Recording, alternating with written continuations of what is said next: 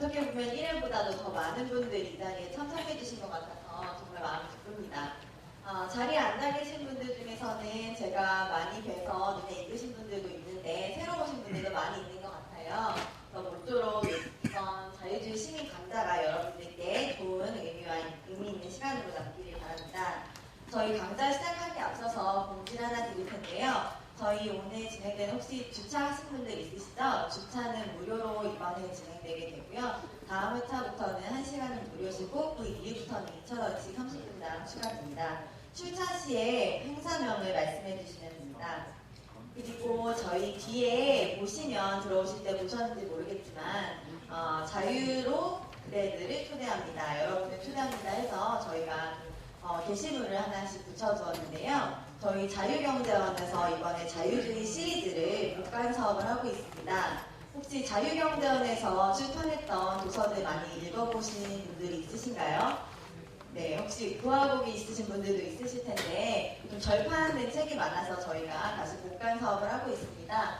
그 첫 번째 시리즈로 바스티아의 법이라는 책을 저희가 출판을 하였는데요. 지금 뒤쪽에서 판매를 하고 있습니다. 혹시 뒤쪽에서 구매를 못하신 분들은 저희 홈페이지에서 직접 구매를 할 수 있으신데요. 저희가 이 시리즈를 복강하게 된 그런 근본적인 저희의 목표는 자유주의를 좀 더 많은 분들에게 보급하고자 하는 목표로 재판 사업을 하기 때문에 5,000원이라는 저렴한 가격에 여러분들께 판매를 하고 있습니다. 혹시 구매를 희망하시는 분들은 뒤쪽에서 구매해 주시면 되겠습니다.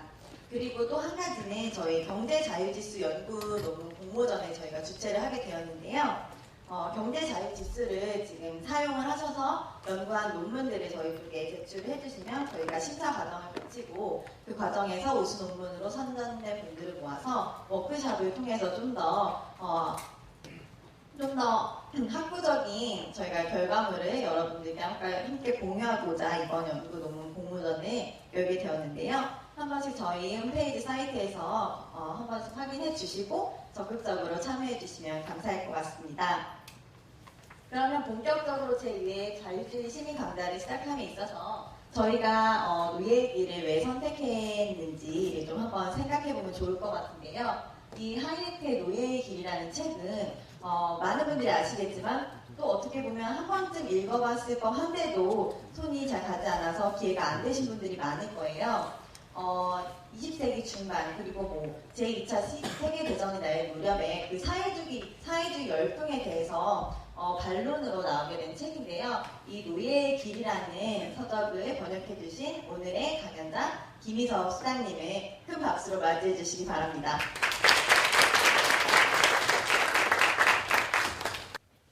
예. 여러분 반갑습니다. 네, 김석입니다. 여기 보니까 많은 분들 더군다나 인간행동론 미제스 대작도 번역하신 박종훈 위원장님도 와 계시고 또 현진권 원장님 이하 여러분들이 또 평소에 자유주의 관련된 모임 같은 데서 뵀던 분들도 몇 분 와 계신 거 보고 사실은 좀 긴장이 됩니다. 긴장이 되고 사실은 그래서 두 가지 이 종류로 마련했는데요. 하나는 오늘 지금처럼 자유주의 시민 강좌 그 파워포인트로 간략하게 사실은 하이에크라는 분이 일반적으로 알려진 게 이제 케인즈를 이제 우리가 잘 알다 보니까 케인즈에 대해서 논쟁한 분 그리고 그런 공로로 말하자면 경기 변동 이론을 개척한 공로로 노벨 경제학상을 받은 분 이렇게 알게 돼서 하나씩 알게 되는데 하이에크를 일반적으로. 근데 아무튼 근데 하이에크를 여러분 어떻게 보면 다행이기도 하고 경제학자로서는 약간 불행이기도 한데 이제 케인즈하고 논쟁을 하고 한편으로는 말하자면 권투시합으로 치면 패배를 당한 거죠. 케인즈한테 휩쓸었으니까 케인지안 혁명이라고까지 불리는 거기 광풍에 그냥 밀려가지고 하예크의 이론이 뭐 어떤 건지도 사실은 사람들이 잘 모르다가 1974년에 이제 노벨 경제학상을 받으면서 좀 주목받고 그러면서 90세 첫 번째 시민 강자를 했던 치명적 자만이 이제 후에 사람이 역시 그 누군가가 이렇게 좀 이렇게 격려를 하고 그러면 시장이란 게 그렇잖아요. 열심히 다른 사람한테 서비스를 잘하면 이제 일종의 말하자면 구매력을 가지고 물건을 살 수 구매력을 가지고 보상을 해주듯이 하이크도 어쩌면 노벨 경제학상 같은 것도 그런 격려의 의미가 있었는지 만년에 활발한 저술 활동을 했는데 그 중에 하나가 이제 첫 번째 했던 치명적 자만 제목도 상당히 그 본인의 그 사상이랄까 생각이랄까 이런 것들을 잘 집약했습니다.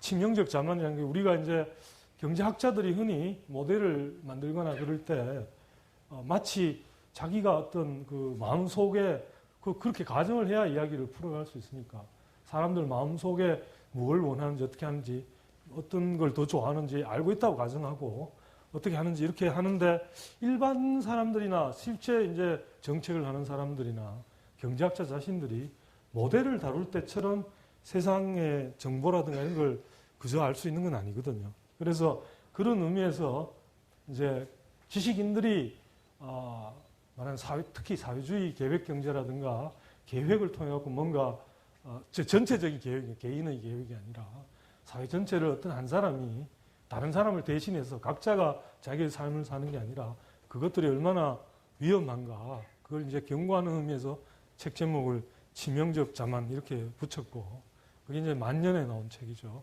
그 다음에 이제 사실 그 책에도 첫 번째 시민 강좌를 혹시 들으셨다면 그때 나왔던 내용 일부 또 오늘도 어쩔 수 없이 이게 초반에 이제 노예의 길을 썼으니까 이 노예의 길은 또 좀 독특합니다. 또 한편으로는 왜냐하면 하이에크가 첫머리에 여러분 혹시 읽어보신 분들은 여기는 아마도 어쩌면 읽어보셨을 텐데 최소한 앞에 뭐 머릿말하고 1장 정도는 읽어보셨을 것 같은데 최소한. 근데 그게 이제 첫 번째 들어가면서 여러분 기억을 더듬어 보시면 나는 첫 번째 할 일이 정치서적, 자기가 이게 정치서적을 쓰고 있다. 자유주의를 자기가 이 말하자면 지지하기 위해서 이 책을 쓴다. 이렇게 명확하게 자기가 그렇게 하는 게 의무라고 말하고 있습니다. 그리고 그런 점에서 이제 우리가 오늘 노예의 길이란 게 사실 자유주의 그러니까 어떤 분들은 자유 그러니까 좋은데 자유에다 주의를 붙이니까 왠지 좀 거북스럽다. 그런데 다시 생각해 보면 우리가 이제 책 같은 것에 뭐 자주 나오는 단어로 사회교과서 같은데 인간의 존엄성 이야기는 누구나 거부감없이 있고 인간의 존엄성을 받아들입니다. 그런데 개인주의, 자유주의를 다르게 표현하면 이제 각 개인들이 각자가 가진 그 존엄성, 각자가 자기 걸 가지고 자기가 그걸 자기 의도대로 뭔가 자기가 획득한 수단들을 자유롭게 다른 사람을 말하자면 해치지 않는 한, 피해를 주지 않는 한 그걸 할 수 있는 것. 그거는 한편으로는 인간이라는 추상적인 인간이 아니고 각 개인들이기 때문에 그 사람들을 존중한다면 개인들이 가진 생각, 인간을 존중한다 그러면서 각 개인들이 각자 다르게 다른 사람 피해를 주지 않으면서 자기가 추구하고자 하는 걸 너는 안 된다, 된다.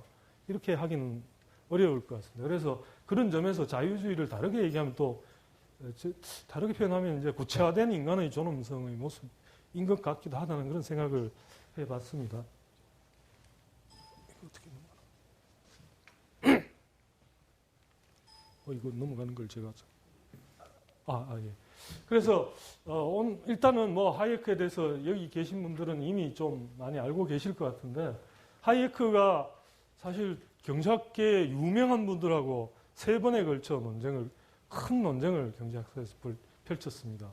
근데 이게 이제 가만히 생각해보면 유명한 사람들하고 한 번 정도 논쟁을 평생 가서 하기도 힘든데 어떻게 3번에 걸쳐서 하게 되는데요. 그 중에 한 사람이 아까 말씀드린 메이나드 케인즈고요.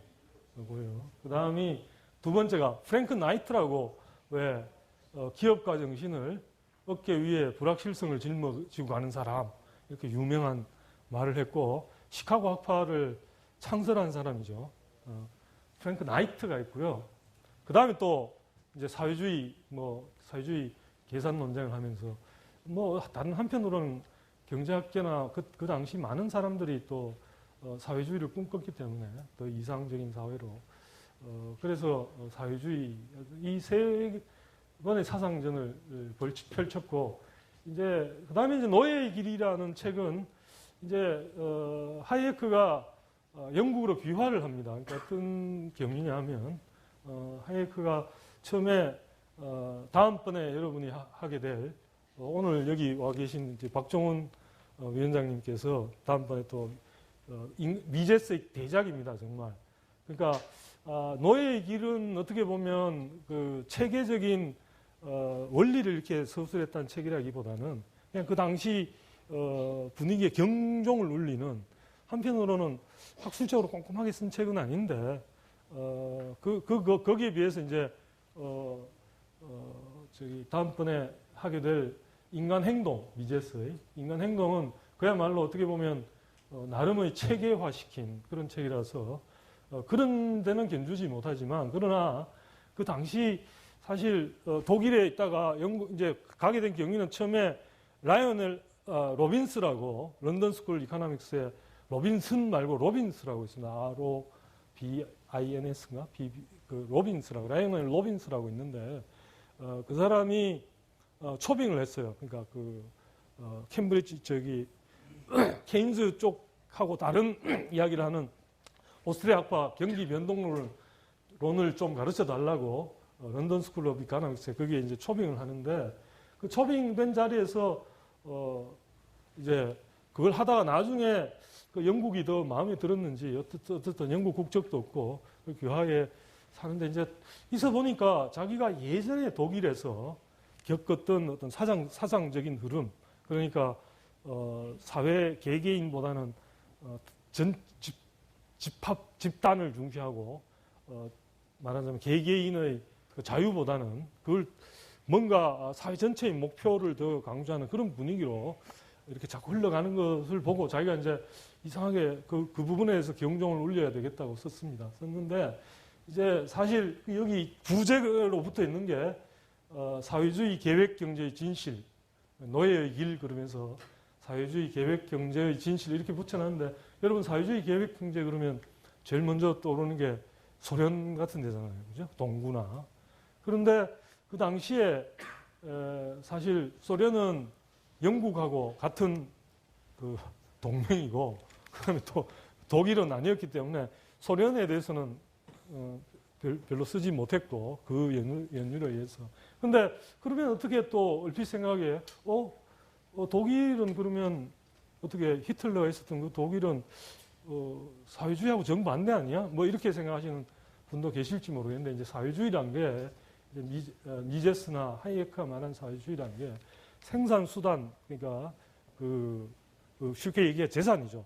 여러 가지 건물이나 토지 뭐 그다음에 기계 등등 재산에 대한 개별적인 소유와 그다음에 거기에 대한 결정을 갖다가 각 개인들이 할 수 있는 게 아니라 국가 어떤 계획 당국에서 하는 그런 체제를 의미한다는 점에서 이제 똑같습니다. 그런 점에서는. 그래서 실질적으로 독일도 그런 점에서 이제 사회주의였다는 이야기죠. 그래서 그런 이야기를 그런 점이 있고요. 그래서 오늘 여러분한테 이제 간략하게 이 정도 얘기를 나눌까 하는데요. 여기 이제 나누어드린 글자로 된 노예의 길의 현대적 의미 이거는 전번에 제가 한번 노예의 길에 대해서 얘기할 일이 있어가지고 정리를 했던 걸 여기저기 여기저기 얘기했던 걸 좀 종합해서 정리를 해뒀는데 상대적으로 여러분 저는 우리 현진권 원장님이 자꾸 옛날 센터 소장을 하셨기 때문에 자꾸 소장 입에 익어서 소장이라는 말 자꾸 나옵니다. 죄송합니다. 근데 아무튼 그래서 여기 보시면 여기 재밌는 가사 같은 것도 좀 적어놓고 했으니까 사실 그 가사들이 보면 현 원장님이 평소에 이제 대중화를 부르짖으시는데 시민 강자도 제가 능력이 아주 출중했더라면 이런 식으로까지 하면 좋을 텐데 아직 제가 그 정도 경지까지 못 가서 셋째 페이지네요. 두 번째 장에 거기 보시면 하이에크랑 케인즈 둘이 서로 디베이트 서로 치고받고 하는 그 랩으로 된 그게 있습니다. 그래서 잠깐만 보면 난 시장을 풀어주길 바래. 첫 번째 하이에크 그러니까 케인즈가 우린 정부 지출이 필요해. 자 이제 경기 부양 시즌. 내가 말했지 우린 결국 죽는다고. 저축은 파멸이야. 쭉 이런 식으로 이제 저축의 역설 케인지안들이 말하는 그런 내용들이 있고 그 다음에 이제 하이에크가 시장은 시간과 이자율이 조정하지. 그리고 쭉 나갔고 재미있기는 중간에 제한된 저축은 잘못 투자되고 소비 역시 늘어나지. 그래서 부음은 버스트로 바뀌고 이자율이 오르지. 그렇게 쭉 되고 난 다음에 하여튼 그 다음에 또 밑에 선거 시즌이었는지 얼마 전에 이제 우리 지방선거 했잖아요. 또 그런 이야기들이 나옵니다. 그러니까 공짜 점심을 준다는 구실로 사람들을 유혹하지 뭐 이런 이야기들. 그래서 하여튼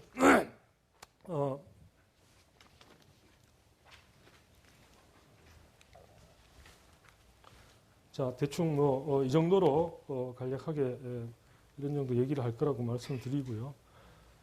제일 먼저 이제 케인즈인데 사실 케인즈는 굉장히 달변인데다가 요즘으로 치면 뭐라 그래야 될까요? 예능 쪽에도 굉장히 소질이 있고 무용부터 예술 그러니까 다방면에 굉장한 어떤 약간 천재적인 그런 능력을 가진 그리고 또 예언한 거 적중하기도 했죠. 이카노믹 컨시퀀스 피스라 그래갖고 독일 배상금 전쟁 배상금 많이 물리면 결국 문제 일으킬 거다 그랬는데 결국 2차 대전 일으키고 그랬거든요. 그런 거 보면 약간 해안도 있고 그 다음에 또 사실 장기에 우리는 다 죽는다 했던 말의 본래 뜻은 사실 나중에 케인즈가 죽을 때 실진지는 모르지만 하이에크한테 자기가 잠시 그냥 편의적으로 그때만 그렇게 하라는 거였지 저 정도로까지 하라는 건 아닌데 후회한다는 그런 말을 했다고 전해진데 그게 뭐 정말 어떤 무슨 증거를 가지고 하는 건지는 제가 잘 모르겠어요. 근데 아무튼 케인즈가 워낙 그 사람들한테 그러니까 어느 것이 옳으냐를 떠나서 사람들의 매력이 있는 사람이다 보니까 이제 많이 그런 점이 있었는데 어쨌든 1920, 30년대 경기 변동론을 케인지안 혁명이라고 할 때까지 케인즈의 이제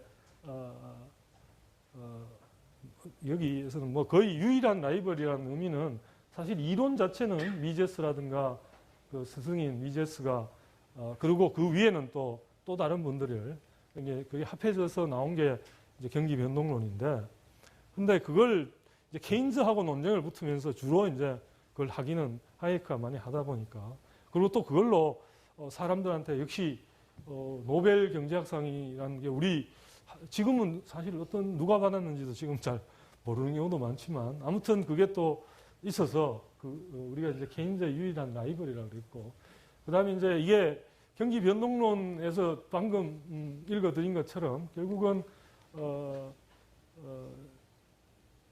지금 투자나 소비 이런 것들을 투자가 많이 되는 건 물론 경제가 좋은 건데 근데 그걸 인위적으로 많이 막 하는 게 사실 그래서 우리는 어떨 때는 가끔씩 사람들이 성장과 안정이라는 이분법으로 나누는데 그것도 하이에크가 봤다면 아마 그거는 조금 이상하다 그랬을 거예요.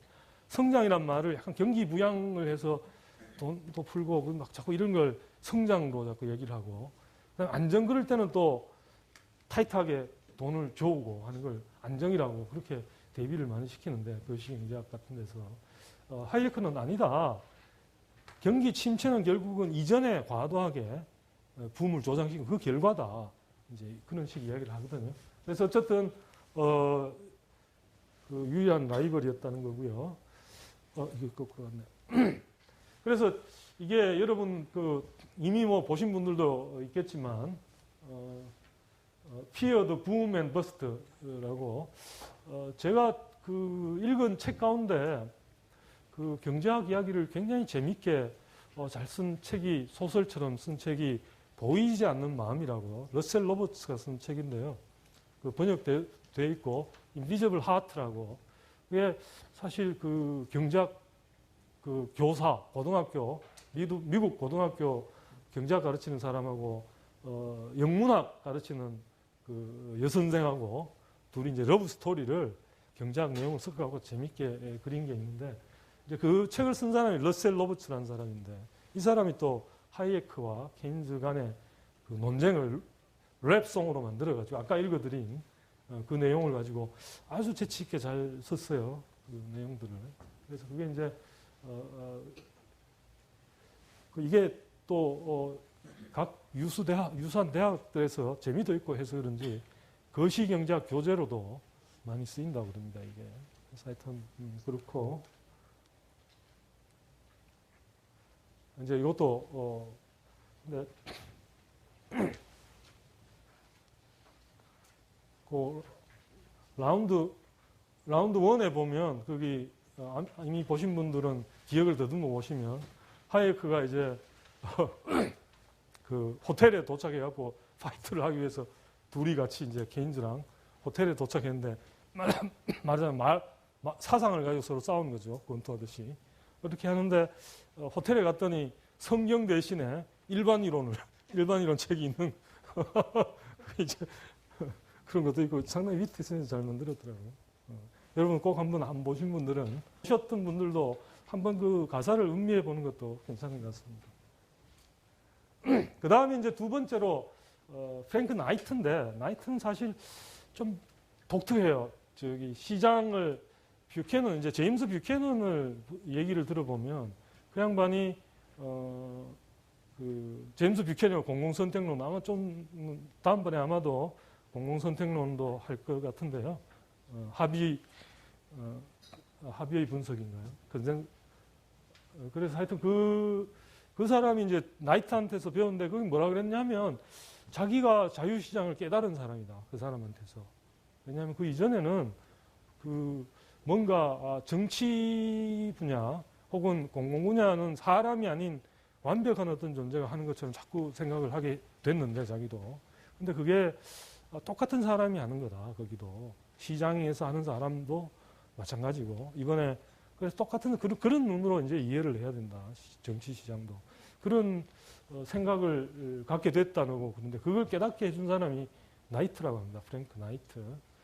그런데 묘하게도 또 다른 쪽에는 또 완고하게 약간 그런 부분들이 몇 가지가 있는데 아무튼 자본 이론을 하면서 아주 독특한 시간 개념을 없애버렸어요. 시간 개념을 없애는 이유도 어떤 면에서는 우리가 그냥 상식적으로 생각해봐도 예를 들면 뭐 자본재라는 게 인간이 만든 생산수단, 천연자원이야. 천연자원은 토지 이런 거는 인간이 만든 게 아니라 나온 건데 그런 것들을 만들어지고 그다음에 그걸 물론 생각은 결국 그 자본재를 만들게 하는 생각은 소비재를 만들기 위한 수단이니까 그걸 위해서 만든 거긴 하지만 자본재가 만들어져 그걸 통해서 또 소비재가 만들어지는 거지만 이게 싱크로나이제이션이라고 그래가지고 저도 사실은 정확하게 뭘 의미하는지 저도 아직 잘 모르겠어요. 저는 워낙 또 오스트리안을 먼저 배워서 그런지 그 묘하게 싱크로나이제이션이 어떻게 그 개념적으로 그러니까 아마도 지금 하나씩 만들어지는 게 아니라 어느 날 우리가 딱 일점 시점을 보면 토지도 있고 뭐 그다음에 생산재도 이미 있고 이걸 머리에 둔 건지 글쎄 저는 지금 정확하게는 파악을 못했습니다. 그런 아이디어와 그 다음에 총량 개념 그러니까 어떤 자본재 구체적 자본재가 아니라 총량 개념으로서의 자본 그래서 두 가지를 했는데 시간 개념을 없애버리고 그러다 보니까 사실은 나이트에서는 시간 개념을 이자율하고 연결시키는 고리가 없어져 버렸고 그리고 화폐 이론이라든가 이런 쪽에도 사실은 또 케인즈와 다르면서도 또 그래서 프리드만 같은 경우도 보면은 프리드만의 거시경제학이 한편으로는 자유주의 같은데 또 총량적으로 뭐 약간 조작해서 조정하고 뭔가 그럴 땐 또 조금 또 아닌 것 같기도 하고 그런 느낌을 풍기는 게 제 개인적으로는 나이트의 영향이 아닌가 싶어요. 어쨌든 그래서 그걸 두고 이제 미솔로지 오브 캐피탈이라고 그랬는데, 근데 이 당시 논쟁을 벌일 당시에는 아마 여기에 학생으로 와 계시는 여러분하고, 그다음에 이미 오랜 경력을 가진, 나이트 같으면 노 교수쯤 되고, 그다음에 그 이름이 상당히 알려진 노 교수, 하이에크는 아직 새파란 젊은 사람이고 그런 상태였거든요. 그래서 게임도 안 되는데 어쨌든 이렇게 얘기를 그다음에 이제 비즈니스 사이클에 대해서 여러분한테 조금 설명을 드리려고 하는데 이 좀 복잡하니까 이건 좀 나중에 시간이 되면 하고 이제 일단 그 흥미로운 얘기부터 하나씩. 이게 이제 제가 찾다 보니까 이게 이게 어디더라? 타임즈, 맞네. 더 타임즈, 옥토버 19, 10월 19일 1932년 페이지 10페이지에 나와 있는 건데, 여기에 퍼블릭 웍스, 그러니까 여기 타임즈에서, 그러니까 우리 신문도 그런 걸 가끔 하는, 아마 그걸 흉내내가 찬반 그러면서 이렇게 하는데, 저기도 퍼블릭, 그러니까 말하자면 경기가 좀 나쁠 때 경제학자들한테 당신들은 이때 퍼블릭 웍스를, 공공사업을 버리는 게 좋은지 아니면 어떤지 의견을 내달라. 그래가지고 이제 그래가지고 의견을 받았는데, 흥미롭게 여기에 이제 케인즈와 하이에크가 각각, 여기 보면 이름들을 보면 여기에 보이시죠? F.A. 폰 하이에크, 그죠? 하이에크가 있고, 저쪽에 보면 케인즈, J.M. 케인즈 보이죠, 그죠? J.M. 케인즈 보이고, 그다음에 그 위에 또 피구, 세실 피구도 있고, 저명한 사람들, 그 경제학 이제 교과서 이름 나오는 사람들이 다 저기 이제 딱 여러 명이 해가지고 자기들끼리 이제, 그래서 몰라, 형식을 잘 갖춰서 그런지 요즘, 아니면 요즘 너무 흔해져서 그런지 모르겠는데, 하여튼 뭐 우리로 치면 뭐 지식인 성명서 비슷한 그런 건데, 그런 걸 신문에 이렇게 냈더라고요. 그래서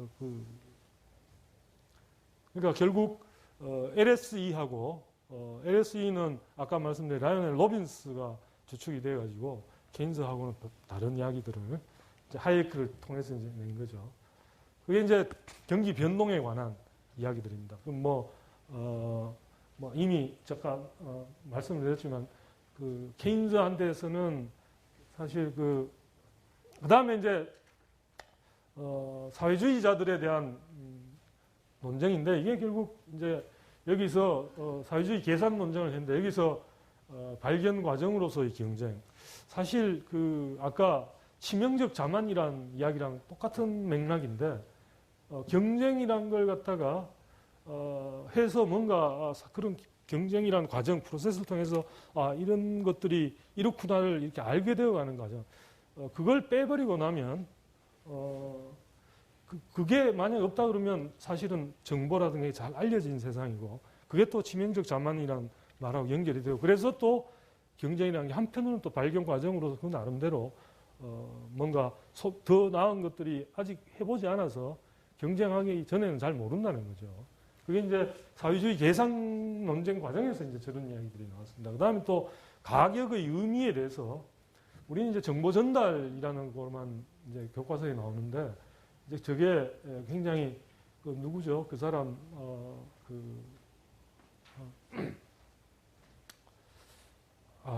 저기 버틀러라는 사람이, 아담 스미스 연구소 소장을 하는 버틀러라는 사람이 얇은 책, 그 시장 경제의 법칙이라는 책을 냈는데, 거기 보시면 그 가격 시스템을 실시간 메시지 전달 시스템 이렇게 표현을 하더라고요. 그러니까 다이앤의 비가 장례식이 있는 날 그 애도하는 사람들이 또 생활을 많이 샀기 때문에 그날 전 세계적으로 거기에 맞춰서 공급과 수요가, 가격은 올라가고 바쁘게 돌아가다가, 그래서 자기가 결혼 선물로 아내에게 꽃을 사다 주려던, 결혼 뭐 몇 주년 기념으로 그 계획을 다 해놨는데 그 갑자기 너무 비싸져서 꽃 대신에 초콜릿으로 이렇게 바꾼 이야기가 여기 나오는데요. 그러니까 그런 이제 가격이라는 게 나름대로 그 사회에 뭔가 바쁘게 지금 뭐 필요한 뭐가 급히 필요하고 또 조금 지난 데는 또 어떻게 바뀌는지 그런 이야기들을 하는데, 사실 이런 아이디어들을 응용해서 나온 것들이 실제 우리 주변에도 이제 서서히 나오죠. 그 심야 전기 싸게 하고 실시간 이제 전력 수요에 맞춰서 뭐 그 가격을 바꾼다든가, 혹은 뭐 또 도로 같은데 혼잡 시간대에는 혼잡 그 사람들한테 바쁘지 않은 사람은 그걸 부과함으로써 바쁘지 않은 사람은 저기 혼잡한 시간을 피해서 다니도록 이렇게 유도한다든지, 그런 것들이 다 사실은 이런 가격의 정보 전달에 관한 거죠. 그래서 또 하이에크의 노예의 길은 가만있어봐요. 투도 all parties of socialist인가 뭐 그럴 거예요. 모든 말하는 사회주의 정당인들에게 그렇게 그러니까 뭐냐 하면 뭔가 더 나은 사회를 만들기 위해서 이상적인 뭐 그걸 하는데, 한 가지 이제 지식의 문제나 발견의 문제 이런 것들을 이해했더라면 아마도 자기도 마일드 소셜리스트라고 그랬거든요. 자기가 젊을 때. 그래서 그렇지 않았겠는가 하는 의미에서 나는 좋은 의도를 가지고 있음에도 불구하고 그 결과가 그러니까 이제 그러니까 세상에 이제 의도하고 의도치 않은 결과하고 그게 이제 있다 보니까 의도한 결과대로만 세상이 된다면 사실은 뭐 경제학 따로 공부할 필요 없이 그냥 의도만 맞게 이렇게 하자, 이렇게 하기로 한다, 뭐 이걸로 합의를 해서 그냥 끝내면 되는데, 그게 이제 의도하고 의도하지 않은 결과가 또 따르기 때문에 이런 원리도 배우고 그런 거거든요. 그래서 그런 점에서 이제 사회주의자들에게 바쳤습니다, 이 책을. 그 다음에 이제 사실 하이에크의 노예의 길을 제대로 그러니까 좀 그런데, 역사적인, 그러니까 모든, 한편으로는 개인들이 주체적이지만 또 한편으로는 역사적인 그 맥락이랄까, 이런 걸 벗어나기는 어떤 면에서 저는 뭐 운명론자는 아닌데 틀림없이 개인이 통제할 수 없는 뭔가가 있는 건 분명한 것 같아요. 그죠? 살아가는데. 그리고 그런 점에서 뭐 DNA도 자기가 정하는 거 아니잖아요. 선택하는 것도 아니고. 뭐 그런 식으로 그것처럼 그 당시 분위기란 게 있는데, 그런 속에서 이제 하이에크가 나왔다 보니까 그의 스승 미제스라든가 혹은 그 위로 가면 맹거라든가 벤 바베르크 이런 사람들, 슌페터 뭐 이런 사람들의 얘기들을 조금 이제 알고 있으면 훨씬 이해하기가 쉽다는 의미에서 오스트리 학파를 말씀드릴 수 있고, 그다음에 이제 경제 계산 논쟁을 말씀드렸는데, 결국 이제 우리가 이제 실제 쓰이는 정보들은 개별 시간, 아까 실시간 정보 전달 시스템이라고 그랬는데, 이게 계속 이제 그때 맞게 계속 조정되는 거죠. 미세하게. 심지어 뭐 아마도 그렇게 되면 혼잡한 시간대도 많이 가격에 의해서 조금씩 조정되지 않을까, 이런 식이 되면은. 마치 우리가 가격의 변화 때문에 미리 예측을 해가지고 우리가 선물 거래를 하게 하면 훨씬 그 농산물 가격이 안정되잖아요, 보통. 그렇기 때문에 그런 쪽으로 가지 않을까 싶어요. 아무튼 그런 의미에서 이제 가격의 기능, 아까 말씀드린 그 말씀드렸는데, 우리 경제학 이제 교과서를 여기에 뭐 경제학 하신 분도 있고, 또 경제학을 뭐 꼭 공부하지 않더라도 본능적으로 알고 있는 게, 사람들이 인센티브에 반응한다. 인센티브에. 아까 보이지 않는 마음 책에 그런 내용이 나옵니다. 그러니까 처음에 학생들한테 수업을 하면서 1달러 빨리 뛰어나온 사람한테 1달러 주겠다 그러니까 전부 멈춤 안 나와요. 그러다가 5달러 주겠다 그러니까 또 약간 그러다 누가 나와. 그 다음에 20달러 그러니까 서로 막 그냥 빨리 온다는 이야기가 있더라고요. 그래서 그것처럼 인센티브란 게 똑같은 노력을 해서 얻는 정도가 더 크면, 그러니까 돈이란 게 목적을, 자기가 개인들이 어떤 삶의 목적이나 가치들이 다르다 하더라도 그걸 실현하기 위한 수단이기 때문에, 그게 결국 시간이고 뭐 전부 다가 수단이어서 그런 의미에서 이제 인센티브란 게, 가격이 인센티브 기능을 하죠. 가격이 비싸면 더 많이 공급하려고 하고, 또 덜 사려고 하고, 싸면 더 사려고 하고, 이런 것들이 인센티브 기능을 하는 거고.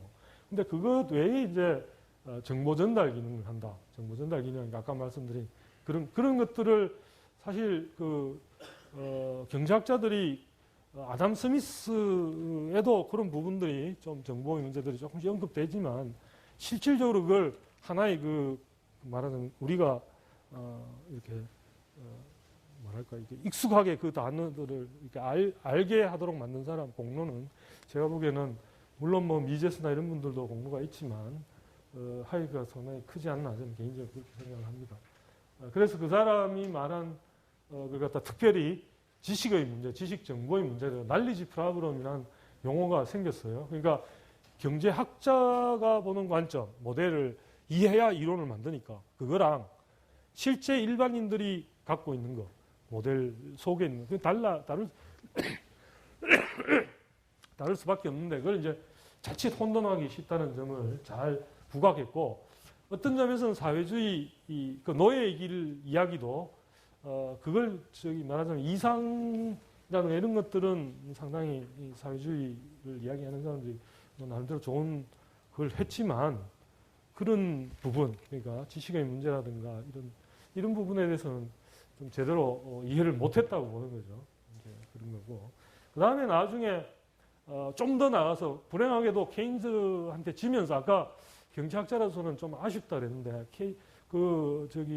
Prices and Production 가격과 생산 그걸 보면 굉장히 난해해요. 읽기가. 왜 난해하냐면 프로세스를 다루다 보니까 만약에 여러분 상상을 해보세요. 그 균형이 아닌 상태가 있다고 생각해 보면 그런데 만약에 균형이란 걸 가격과 수량이 전부 딱 서로 잘 코디네이션, 매칭이 잘 돼가지고 더 이상 변할 필요가 없는 각자가 의도한 대로 할 수 있는 그런 상태라고 보면 그런데 가격과 수량 가운데 그 균형이 아닌 데서 어디에서는 거래가 딱 이루어졌다 그러면 그 순간 또 다른 게 되잖아. 다른 어떤 그게 될 거고. 그래서 마치 고양이가 뒤를 쫓듯이 이거 계속 움직이는 것일 뿐 그게 어떻게 말하기가 굉장히 어려워져요. 실은 조금 생각해요. 그리고 한번 아웃 오브 이퀄리브리엄이면 영원히 이퀄리브리엄 갈 수 없다는 이야기가 가능해져요. 실은. 그래서 그런 부분들을 자꾸 생각하면서 쓰다 보니까 이게 무슨 어떤 이야기까지 나오냐. 거기 보면 많은 것들이 균형이 아닌 데서 아닌 쪽으로 가면 이게 균형화하는 힘이 있다 그러는데 흔히들 그게 실제로 그게 있을지 자기는 의문도 표시하고 그래서 그런 등등이 주위에 붙어 있고 그래서 읽기가 난해할 정도로 실은 경제학에 대한 상당히 천착을 하고 있다가 이제 문화나 법 이런 쪽으로 이제 넘어간 게 계기가 실은 케인즈한테 이제 패배했다 그래야 되나 뭐 하여튼 그러면서 뭐 하여튼 그쪽으로 시카고 대학에 갈 때 경제학과에 간 게 아니라 다른 데 갔죠. 무슨 철학, 사상 뭐 이걸 하는 그쪽 부서로 갔는데 그래서 그걸 바탕으로 해갖고 또 하니까 좀 독특한 또 시장에서 그러니까 문화라는 그러니까 사람들도 말하자면 경험을 통해서 나름대로 규칙을 선별해 간다는 거죠. 그 과정은 이런 식입니다. 예를 들어서 개구리가 있다고 생각해 보면 그게 개구리가 앞에 뭐가 움직이는 게 있는데 그게 뱀인지 팔인지 잘 모르겠다. 앞에 있는 게. 그러면 잘 모를 때 그리고 크기도 잘 모르고 일단은 접근하지 않고 이제 좀 도망갈 준비부터 하고 이게 위험을 피하기 위해서. 그리고 조금 모양 크기가 자기보다 좀 작으면 이제 일단 접근하기로 하고 뭐 이런 룰들이 있다 그러면 그런 걸 삶을 통해서 심지어 어떤 것들은 이제 DNA나 행동이나 이런 데 체화됐다고 보는데 그게 이제 나름대로 설렉트되고 문화란 게 그런 측면에서 누적된 어떤 과정, 언어도 그렇고 어떤 그런 걸로 보는 그걸 문화의 진화, 문화적 진화론, 규칙이란 체계가 그걸 사람을 만나면 뭐 그런 이야기 있잖아요. 왜 모자를 벗고 인사를 하고 그다음에 손을 내밀고 그게 뭐 무기 없다는 뭐 그런 거라든가 뭐 어떤 것들이 뭐 하여튼 그런 등등 이야기가 어쨌든 이제 하이가 문화적 진화를 경제학이 본격적인 의미의 경제학이 아닌 그런 쪽으로 넓혀갖고 그 덕분에 하이가 사실 젊을 때 뭐 심리학 센서리 오더라 그래가지고 감각적 질서라고 번역이 되는데 그 책 또 쓰고 아주 젊을 때 경제학 들어가기 전에 이미 이런 쪽에 관심을 많이 갖고 있었다 그런데 근데 이제 하이에크의 특징이라고 보면 사실은 다른 경제학자들과 달리 이런 부분들 규칙의 진화 그다음에 패턴 어떤 균형화되는 게 실은 어떤 그 각각의 가격이나 수량이 균형화되는 게 아니라 실은 패턴들 이런 그 패턴들이 나름대로 균형화되는 거지 가격이나 수량 같은 건 자기가 보면 아니다. 일반 균형으로 가는 경향성이 있다고 말이 어렵다. 뭐 이런 생각을 하고 있고 그런 점에서 좀 독특합니다. 그러니까 다른 경제학자들하고 다르게. 그 다음에 이제 노예의 길 저술 당시가 이제 그게 전쟁이 1차 대전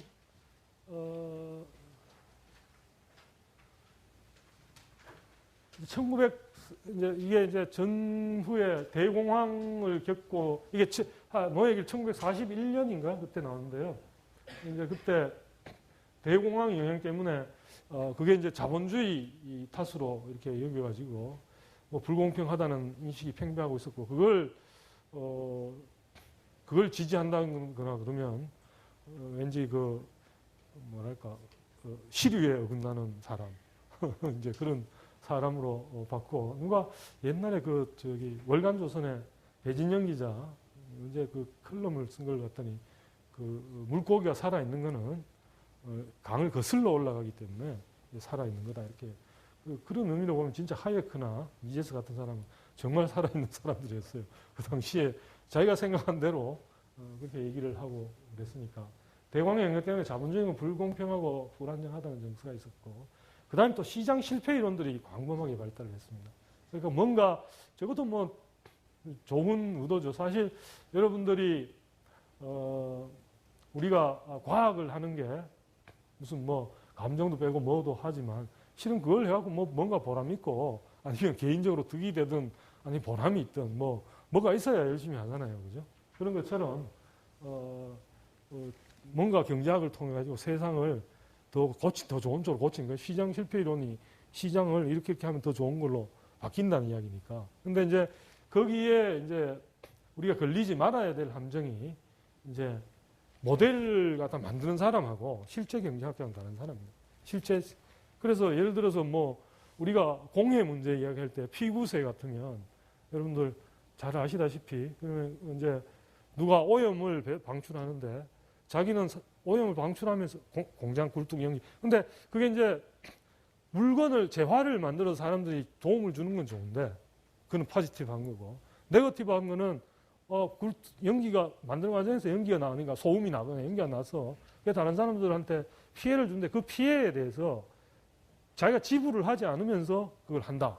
그래서 그래서 그 사람한테 지불을 하도록 함으로써 세금을 매겨서 적정 생산량을 지금보다는 좀 줄이게 만든다. 이 아이디어니까 시장 피구 아까 세실 피구가 이제 개척한 건데 그런 의미가 그리고 또 더 섬세한 부분은 그냥 무조건 못한다가 아니라 세금을 통해 가지고 사람들한테 부담을 정도에 맞게 세금을 경중을 이렇게 함으로써 뭔가 이 편익에 대한 고려도 같이 하는 그런 이야기거든요. 그래서 그런 점에서는 굉장히 매력적이고 그래서 그걸 시장을 더 좋게 만드는 방법에 대해서 열중하다 보니까 시장 실패 이론이 굉장히 발달을 했고 그런 상황에서 뭔가 이제 그런 걸 시장을 옹호한다든가 아니면 그런 걸 너무 이제 지적 그 오만에 빠지면 안 된다.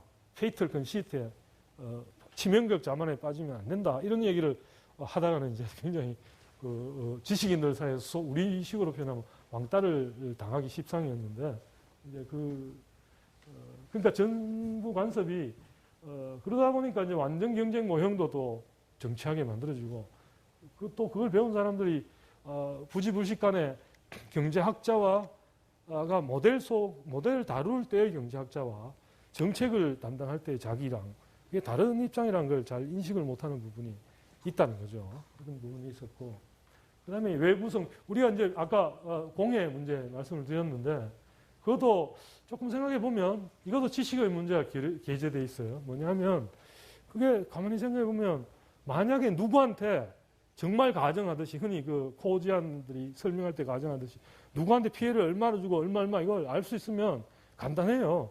더 이상 말할 필요도 없어. 그냥 시장에서 알아. 너 나한테 얼마 피해 줬잖아. 그럼 거래를 하려면 피해를 그 보상을 안 해주고 그리고 거래하면 결국은 그걸 알아내는데 너무 어렵거나 거의 불가능하다. 예를 들면 공해가 먼지가 막 돌아다니는데 누구한테 피해를 어떻게 했는지 매저하거나 뭐 그걸 할 방법이 별로 없다는 이야기거든. 그래서 그게 시장의 실패가 아니라 조금 더 생각해 보면 시장의 실패가 아니라 원래 삶 속에 그건 뭐 어쩔 수 없이 매저할 는데 돈이 더 드는 걸 어떻게 해? 정확하게 알아내는 거 믿기도 힘들고. 그러니까 그런 문제지.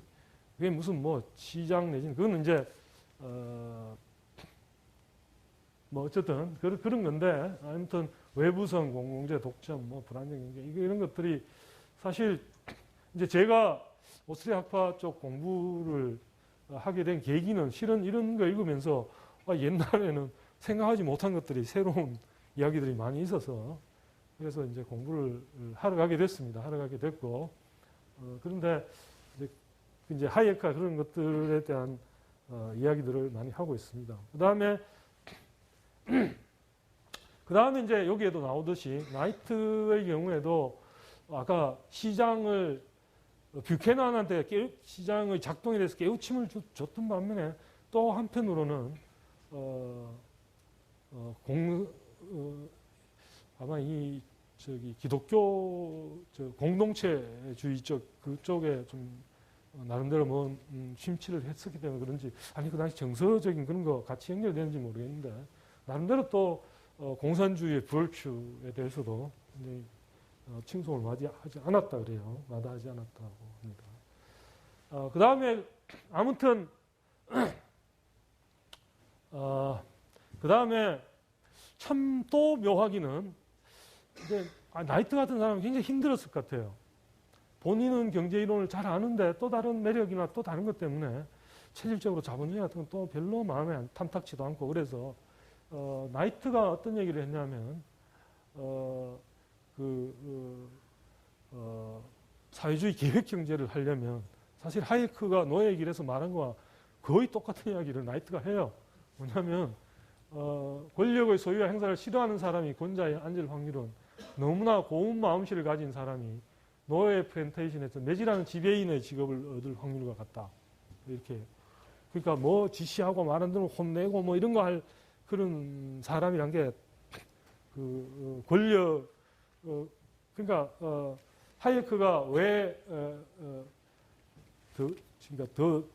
더 나쁜 사람들이 탑에 오르는가라는 장인데 결국 나이트가 했던 이야기들을 또 다른 식으로 풀이한 거라고 볼 수 있습니다. 그러면서도 커뮤니즘의 벌추는 또 나름대로 또 칭송을 했습니다. 나이트가. 그 다음에 이제 노예의 길도 결국은 자유하고 대비해갖고 사회주의 계획 경제가 자유하고는 거리가 먼 체제다. 개인의 자유와 그 이야기를 이제 풀어간 거거든요. 그 다음에 결국은 인간의 존엄성이라고 얘기하면 추상적인 인간이 아니라 각 개인이 있다고 보면 그러면 그게 결국 자기가 뭔가 바람직한지 뭐 어떤지 그런 걸 최종적으로 판단하는 사람은 그 사람이어야 한다. 이런 이제 생각하고 딴 사람만 침탈하지 않는다면 그 다음에 이제 사회주의랑 자유민주주의하고는 결합될 수 없다. 그러니까 그 당시 영국의 이제 소련 공산주의 그 하는 걸 보고 사회주의 계획경제 이상은 참 좋은데 저렇게 안 하고 민주적으로 뽑아 그 사람들이 좀 할 수 있고 좀 더 그렇게 독재 아주 그거 아니 할 수 있지 않느냐 이런 생각을 지식인들 사이에 굉장히 퍼져 있었는데 은연중에 근데 이제 딱 그 노예의 길은 사회주의는 자유민주주의와 결합될 수 없고 독재 전체주의 그런 길로 갈 수밖에 없다. 귀결된다. 이런 이야기들을 하고 있습니다. 그 다음에 또 여기에 이제 우리가 흔히 뭐 정치적 자유, 뭐 경제적 자유. 저는 경제적이라는 걸 붙이니까 왠지 돈하고 돈만 밝히는 자유 뭐 이런 것 같아서 경제란 말이 좀 잘못 좀 그래요. 그게. 그래서 근데 저 하이에크 했던 얘기가 자유란 게 뭐 그렇게 나누고 하는 게 아니라 여러분들 어떤 목적을 통제하고 싶으면 목적을 실행할 수단을 통제하면 돼요. 그래서 언론을 통제하고 싶으면 인쇄기를 소유할 수 있는 자격 제한을 심하게 둔다든지 누구만 할 수 있다게 한다든지 아니면 그 검사를 받게 한다든지 뭐 그런 방법을 두면 수단에 대한 그러면서도 언론 자유라고 그러면 돼요. 그냥 너 말할 거 말하지 않나 이러면 돼. 사실은 그래서 그 엄밀한 의미에서 그런 점에서 그 자유 언론이라는 거는 실은 그걸 사주는 사람, 봐주는 사람, 돈이 그것들이 정말 자유로운 의사에 따라 그 사람들이 사는지 아니면 누가 돈을 갖다가 어떤 뭉치 돈을 만들어서 어디에다 주고 하는지 그게 실은 언론이 실제 자유로운지 말지 하이에크적인 관점이 다르면 그 포인트지 그냥 무슨 뭐 정치적 자유 있나 없나 너 말할 때 뭐 그거는 아닌 것 같아요. 그래서 아무튼 그런 의미에서 경제적 어떤 수단 삶을 뭘 하기 위해서는 수단 양성이 필요한데 그걸 통제를 하면 결국 그걸 통해 갖고 이루고자 하는 목적들도 통제가 된다. 그 이야기를 통해서 경제에 대한 통제는 결국 삶에 대한 통제다. 이런 이야기를 하고 있습니다. 그러니까 뭐 거기 드는 예로는 외환 통제를 하면 이민 가고 싶어도 뭐 돈을 다 받고 팔고 하는데 뭐 장애가 있고 환전도 뭐 허가를 받아야 되면 그건 뭐 이민의 자유가 없는 거랑 똑같죠, 사실은. 그런 예들을 그거는 제가 착각하고 있는 것 같은데 미제스에서 나온 것 같아요. 미제스가 얘기를 하고 있는데 아무튼 하이에크도 미제스한테 배워서 어떤 거 읽어보면 그 미제스 이야기인지 하이에크 이야기인지 원류가 어디서 나오는지 좀 헷갈릴 때도 있습니다. 자, 그 다음에 로트 서프덤인데 카툰 이게 참 또 여러분 그리고 그 하이에크도 그렇고 미제스도 그렇고 독일계 독일계죠. 하이에크는 독일계 영국인이고 그다음에 미제스는 그냥 오스트리아 독일어를 쓰는 그러니까 오스트리아 사람인데 그 양반들이 그 글을 써보면 영어로 이렇게 영어로 써진 그 사람들이 영어로 쓴 거는 읽기가 굉장히 어렵다 그래요. 읽기도 어렵고 그래서 미제스 휴먼 액션도 실은 그걸 영어로 누군가 바꾸고 쓰자고 한 사람이 있었는데 미제스가 확고한 생각 그러니까 그 언어를 바꾸면 그런 순간 뭐 뜻하고 이게 완전히 달라진다는 생각 때문에 그가 반대하고 자기가 그냥 영어로 서툴지만 그렇게 썼다고 합니다. 근데 노예의 길은 그 재미있게도 그 리더스 다이제스트 그 리더스 다이제스트라는 거 있잖아요. 잡지 그 요약해서 만드는 거기에 요약본이 실렸는데 굉장히 그 아주 잘 썼던 모양이에요. 읽기도 좋고 대중적으로. 그게 그래서 공전의 히트를 쳐서 미국에서. 그래서 사실 하이에크가 그 미국에 잠시 그냥 한 번만 와서 그냥 왜 흔히 뭐 저자 강연회 하듯이 한 번 이렇게 그거 하려고 했는데 그 리더스 다이제스트 그게 나오면서 사람 대중적으로 알면서 저게 이제 대중적으로 굉장히 유명한 책이 됐습니다. 그러니까 아까 말씀드린 휴먼 액션이나 이런 책은 아주 체계화된 예를 들면 우리가 논리적으로 하나씩 검증해 가면서 이렇게 읽으면서 이게 맞는 수학 공식을 배우듯이 하나씩 예를 들면 모든 삼각형은 어떻다 이걸 왜 그런지 하나씩 해갖고 나중에 확신할 수 있듯이 그런 구조로 된 게 휴먼 액션이고 이제 노예길 이건 대중적으로 굉장히 인기를 끈 그런 책입니다. 그래서 그리고 또 그 당시 막 독일에 있던 그러니까 영국 사람들이 아니라 여기 뭐 독일 사람들이 많이 나온 사례를 이제 소련을 같은 참전국으로서 같은 편이니까 소련을 비판하지도 못하고 독일을 비판하다 독일만 하다 보니까 그게 뭐 우리가 흔히 접할 수 없는 많은 사람들의 이야기가 나와요. 그러다 보니까 실은 제가 번역을 하면서도 그런 사전적인 그 사람 어떤 거 이걸 거기 있는 이상으로 알기가 힘들더라고요. 그러니까 아마도 여러분들도 혹시 읽으셨다면 너무 지루하게 끝까지 만약에 인내심을 가지고 읽으셨다면 그것도 영어도 아니고 한국말로 서툰 번역으로 읽으셨다면 참 대단한 인내심을 가지신 분이라고 저는 생각을 합니다. 아무튼 그래서 그 덕분에 유명해서 순회 공연을 했습니다. 그리고 그게 나중에 보니까 카툰 버전도 나오고 뭐 있더라고요. 카툰 버전 보니까 룩 매거진에 있었던 거 제가 그래서 전쟁하고 또 사회주의가 또 나름대로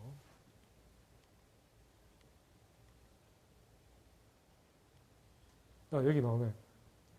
그래서 사회적으로 계획을 만드는데 뭐 그걸 작동을 하지가 않는 중구나 말만 시끄럽고 근데 원래 그 의회란 게 여러 사람 다양한 견해가 자유롭게 분출되어야 되는 것이 또 그런 거기 때문에 하이크의 표현 그 책에 노예에게 그런 식 표현이 있어요. 그러니까 사람들이 뭐 여행을 가자 정도까지 여가 그 정도 합의는 하는데 그걸 어떤 방법으로 산으로 갈지 바다로 갈지 또 산으로 바다로 가는데 어떤 방법으로 갈지 차로 갈지 아니면 또 무슨 기차로 갈지 뭐 비행기로 갈지 다 다르기 때문에 그걸 실행으로 만들어 가는 데는 천색의 색깔이 다 있어서 근데 흔히 전문가들이라는 사람을 불러 하지만 그 사람들 나름대로 또 바이어스가 있고 해서 잘 안 되더라는 겁니다. 그러니까 민주주의적으로. 그래서 결국은 어떤 사람 계획이 작동하도록 만든 사람을 구하자는 거고 이제 그런 결과로 이제 히틀러 같은 사람이 나왔다는 거고.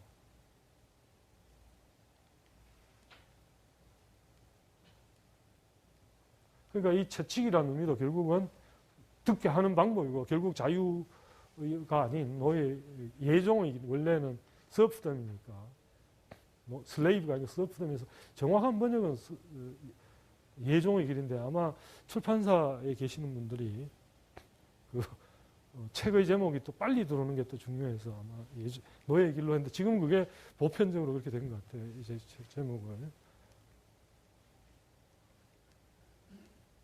이거 그러갔구나.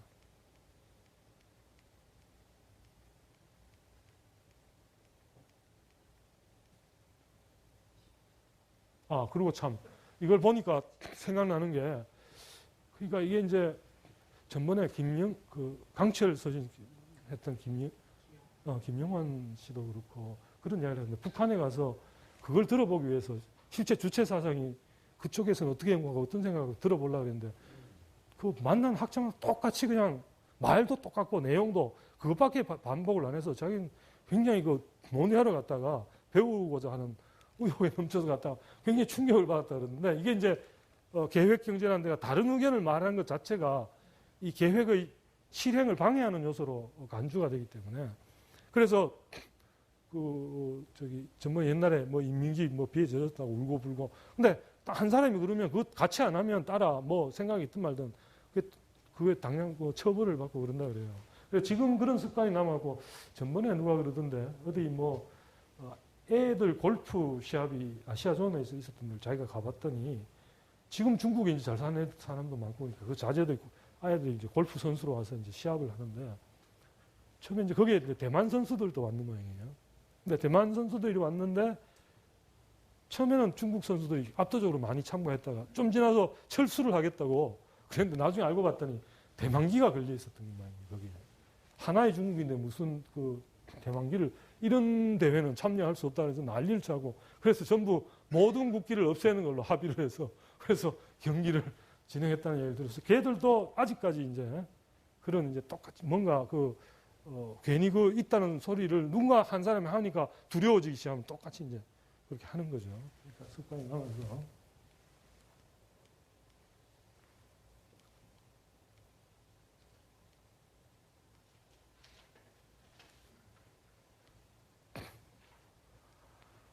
그 다음에 참 이제 얼마 전에 이제 용어의 사회통합 지금 현진건 원장님 예전에 사회통합센터 한경영 사회통합센터장으로 있을 때 용어에 대해서 왜곡된 용어에 대해서 얘기했었는데 그러니까 용어란 것도 이제 많이 거기도 이제 용어의 변화에 대해서 통일한 비판들 진실이란 게 뭐냐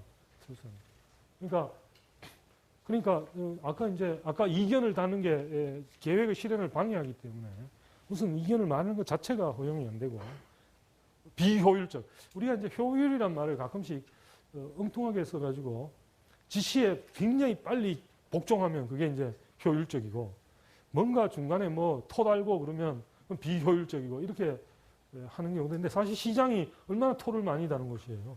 이게 뭐 하나하나 꼬치꼬치 이건 어떻다 저떻다. 그러니까 그래서 진리란 것도 결국은 뭐 위대한 이런 말을 한다 뭐라 그러나 위대한 어버이가 말하는 그대로 그 외에는 그거는 전부 진리인 거죠. 그러니까 왜냐하면 그게 다른 말을 하는 것 자체가 일의 처리를 느리게 하기 때문에.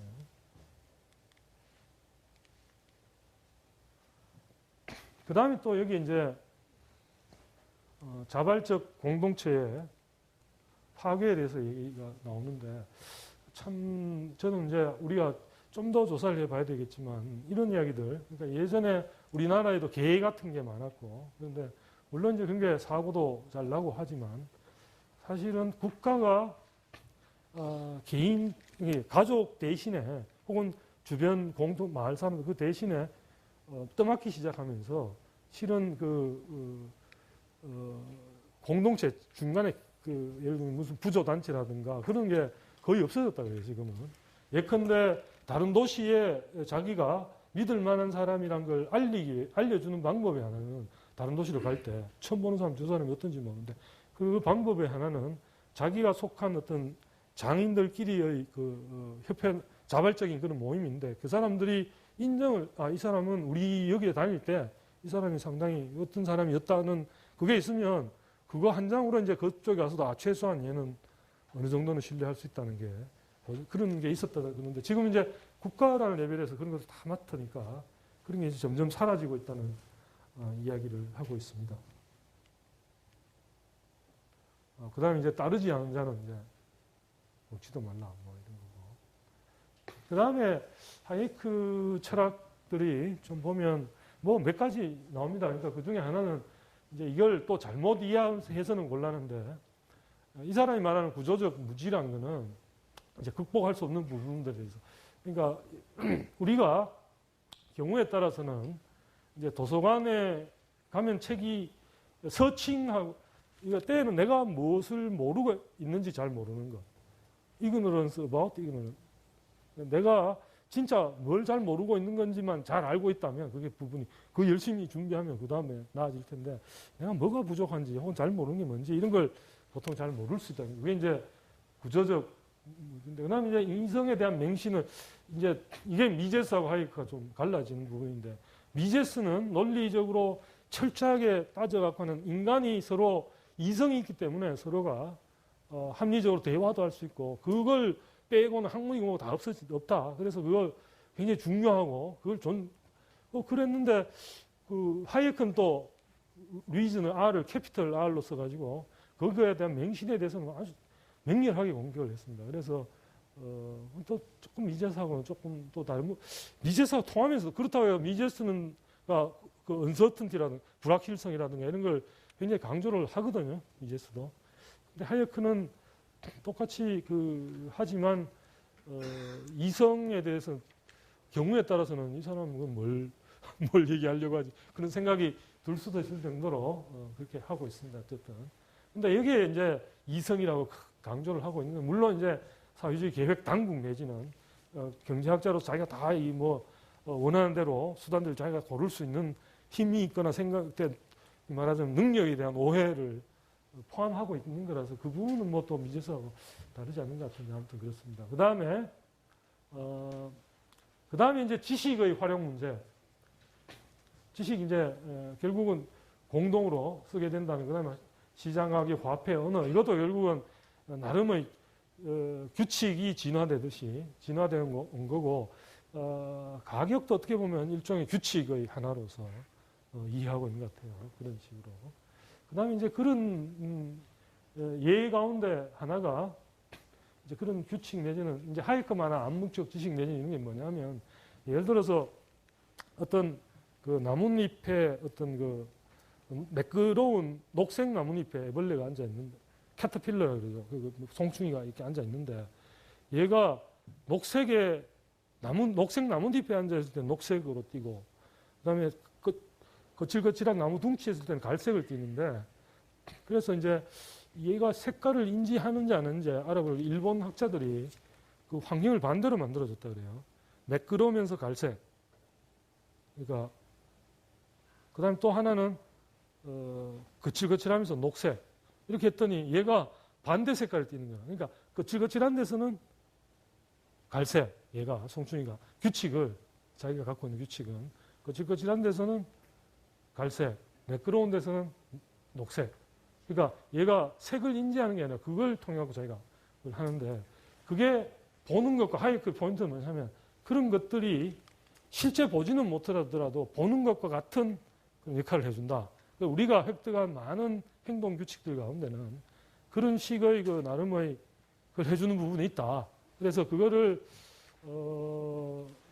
일종의 그리고 그런 것들을 다 이해 못하기 때문에 하이에크를 그래서 보수주의자라고 부른 이유가 그렇게 이해할 만한 부분이 있어요. 뭐냐면 그런 식으로 내려온 것들을 우리가 이해하지 다 이해할 수 있는 것들만 믿는 게 아니라 마치 그 송충이가 자기가 이해 못하면서 그 규칙이 자기한테 도움이 되듯이 그런 부분이 있을 수 있다는 생각을 하이에크는 하고 있어요. 그런 점에서 좀 이제 조금 다르죠. 그러니까 조금 다른데 자기는 왜 보수주의자가 아닌가 그러면서 또 뭐 쓰긴 했지만 그런 부분은 이제 보수주의하고 통하는 부분이 있습니다. 어쨌든 그 다음에 이제 또 강조를 많이 했던 게 물리의 영역하고 그 다음에 의도의 세계 말고 모든 게 인간의 의지, 의도 이런 세계랑 의지와 뜻으로서의 세상 뭐 이런 거 있잖아요. 그런 것. 그 다음에 인간의 의지와는 무관한 자연적인 것. 인간이 원래 이제 이 두 가지 구분을 했는데 자기가 볼 때는 그거 말고 인간의 의지의 산물은 아니죠. 무슨 누가 플랜을 하고 의지해가 만드는 인간의 행동의 결과로서 나올 수 있다. 그게 이제 언어라든가 화폐 이게 누가 어느 한 사람이 천재가 탁 만들어갖고 그게 아니라 여러 명이 이제 시간에 걸쳐서 그게 이제 일종의 아까 그 송충이한테 그런 규칙 거칠한 데서는 갈색 그다음에 매끄러운 데서는 녹색 이걸 띄게 하는 게 나름의 자기한테 자기가 인지는 못하지만 도움이 될 수 있듯이 그런 부분이 있다.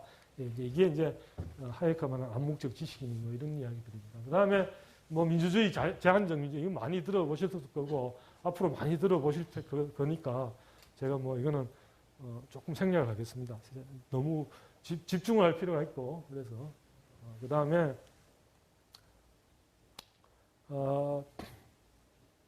사실 하이에크에 대한 비판도 참 다양하게 있고 여러분한테 살짝 이제 맛을 좀 보여드리고자 하는 이유는 흔히들 뭐 저는 그 이야기가 제일 사실 듣기 싫은데 그게 뭐냐면 오스트리아과 공부한 사람들은 뭐 미제스 하이에크만 뭐 훈고학하듯이 한다 전혀 아니거든요. 그게 아니고 그 안에서 얼마나 저는 이 정도로 맹렬하게 비판하는데 처음 봤어요.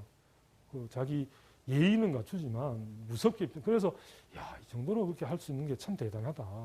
우리는 그거 굉장히 그러기 힘든데 컬트너 같은 경우도 뭐 하이에크 되게 존경하고 그렇지만 자기는 문화적 진화 그러니까 약간 미제스적인 자기는 잘 모르겠다. 결국은 그 효율 베스트가 선택될지는 자기는 잘 모르겠다. 왜냐하면 결국 마디한 게 누가 주고받고 어떻게 내가 이렇게 흘러서 역사적으로 나오고 아주 불편한 것들은 없어지고 뭐 변화되고 이렇게 했지만 흔적이라는 게 마치 우리 그 진화 쓸모없는 그것들이 남아 있는 것처럼 그러니까 결국은 사람이 길을 자꾸 같은 길을 왔다 갔다 자꾸 하다 보면 그게 이제 길이 된다.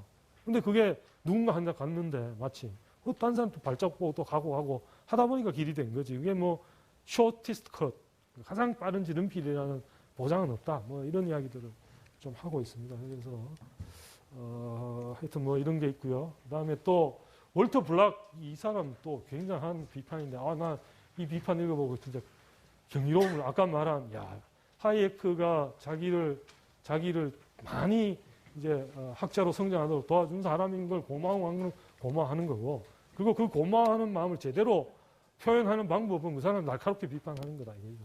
그래서 이 논문이 하이엑스 로드 서프던 이 책인데 하여튼 뭐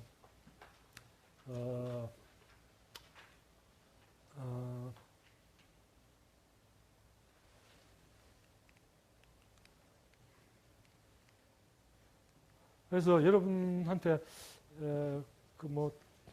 저는 이제 이런 비판을 너무 자세하게 하지 않고자 하는 의도는 실은 때에 따라서는 설익은 그러니까 비판을 위한 비판 내지는 무슨 학자가 있으면 무조건 장점 그리고 단점 뭐 그게 아니고 저는 이제 어떤 제가 여러분도 아실 만한 분이 언제 한번 저는 또 제 나름의 그 믿는 게 있어가지고 지금은 좀 부드럽게 잘 대해드렸을 텐데 굉장히 저명한 분인데 오셨는데 그분이 케인즈도 맞는 것 같고 하이에크도 맞는 것 같고 이런 식으로 말해가지고 아니 맞으려면 자기가 한 사람이 맞다 그래야지 아니면 자기가 연구해 본 결과 이렇다 그래야지 이건 이것도 아니고 저것도 아니고 그런 책은 저기 차라리 안 쓰는 게 낫다고 내가 과격하게 그때는 젊은 오기에 그렇게 말씀드린 적도 있는데 지금 생각하니까 굉장한 실수를 한 건데 사회적으로 politically incorrect한 행동을 한 건데 그때는 철이 없어서 그랬는데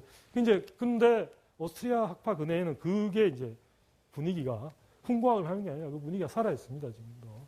그래서 그런 점을 블로그를 읽어보시면 그런데 이제 설익은 비판이 되기 쉽기 때문에 자세하게 블로그 얘기는 하지 않겠는데 논리적 일관성 그러니까 예를 들어 가지고 복지 사회적 복지니 이런 것도 좀 한다고 그러는데 그게 이제 그런 부분들은 좀 분명한 기준이랄까 근거 없이 그냥 적당한 수준을 양보하는 것들 그런 것들에 대해서 날카롭게 비판을 하고 있습니다. 근데 그게 이제 어디까지 어떻게 해야 되는 건지는 참 어렵고 한편으로는 이제 경제학 외에도 전번에 그 사람이 같이 모여 산다는 것의 제약이 뭔지 부분에 대한 모르겠어요.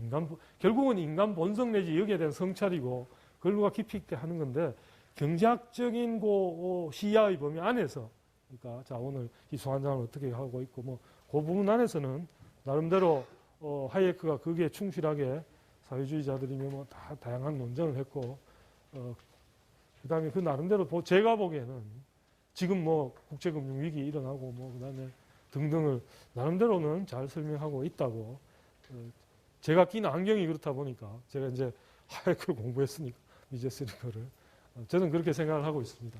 자, 일단 시간이 얼마나 흘렀는지 모르겠는데 이 정도로 마치고 여러분 질문도 또 듣는 게 또 귀중한 일부러 멀리 발걸음 하신 분들이 많으니까 말씀해 주시면 제가 아는 범위 내에서 말씀드리겠습니다. 네, 지금부터 질의응답 시간을 가질 텐데요. 자유롭게 거실해 주시고 성함 밝혀주신 다음에 질문 부탁드릴게요.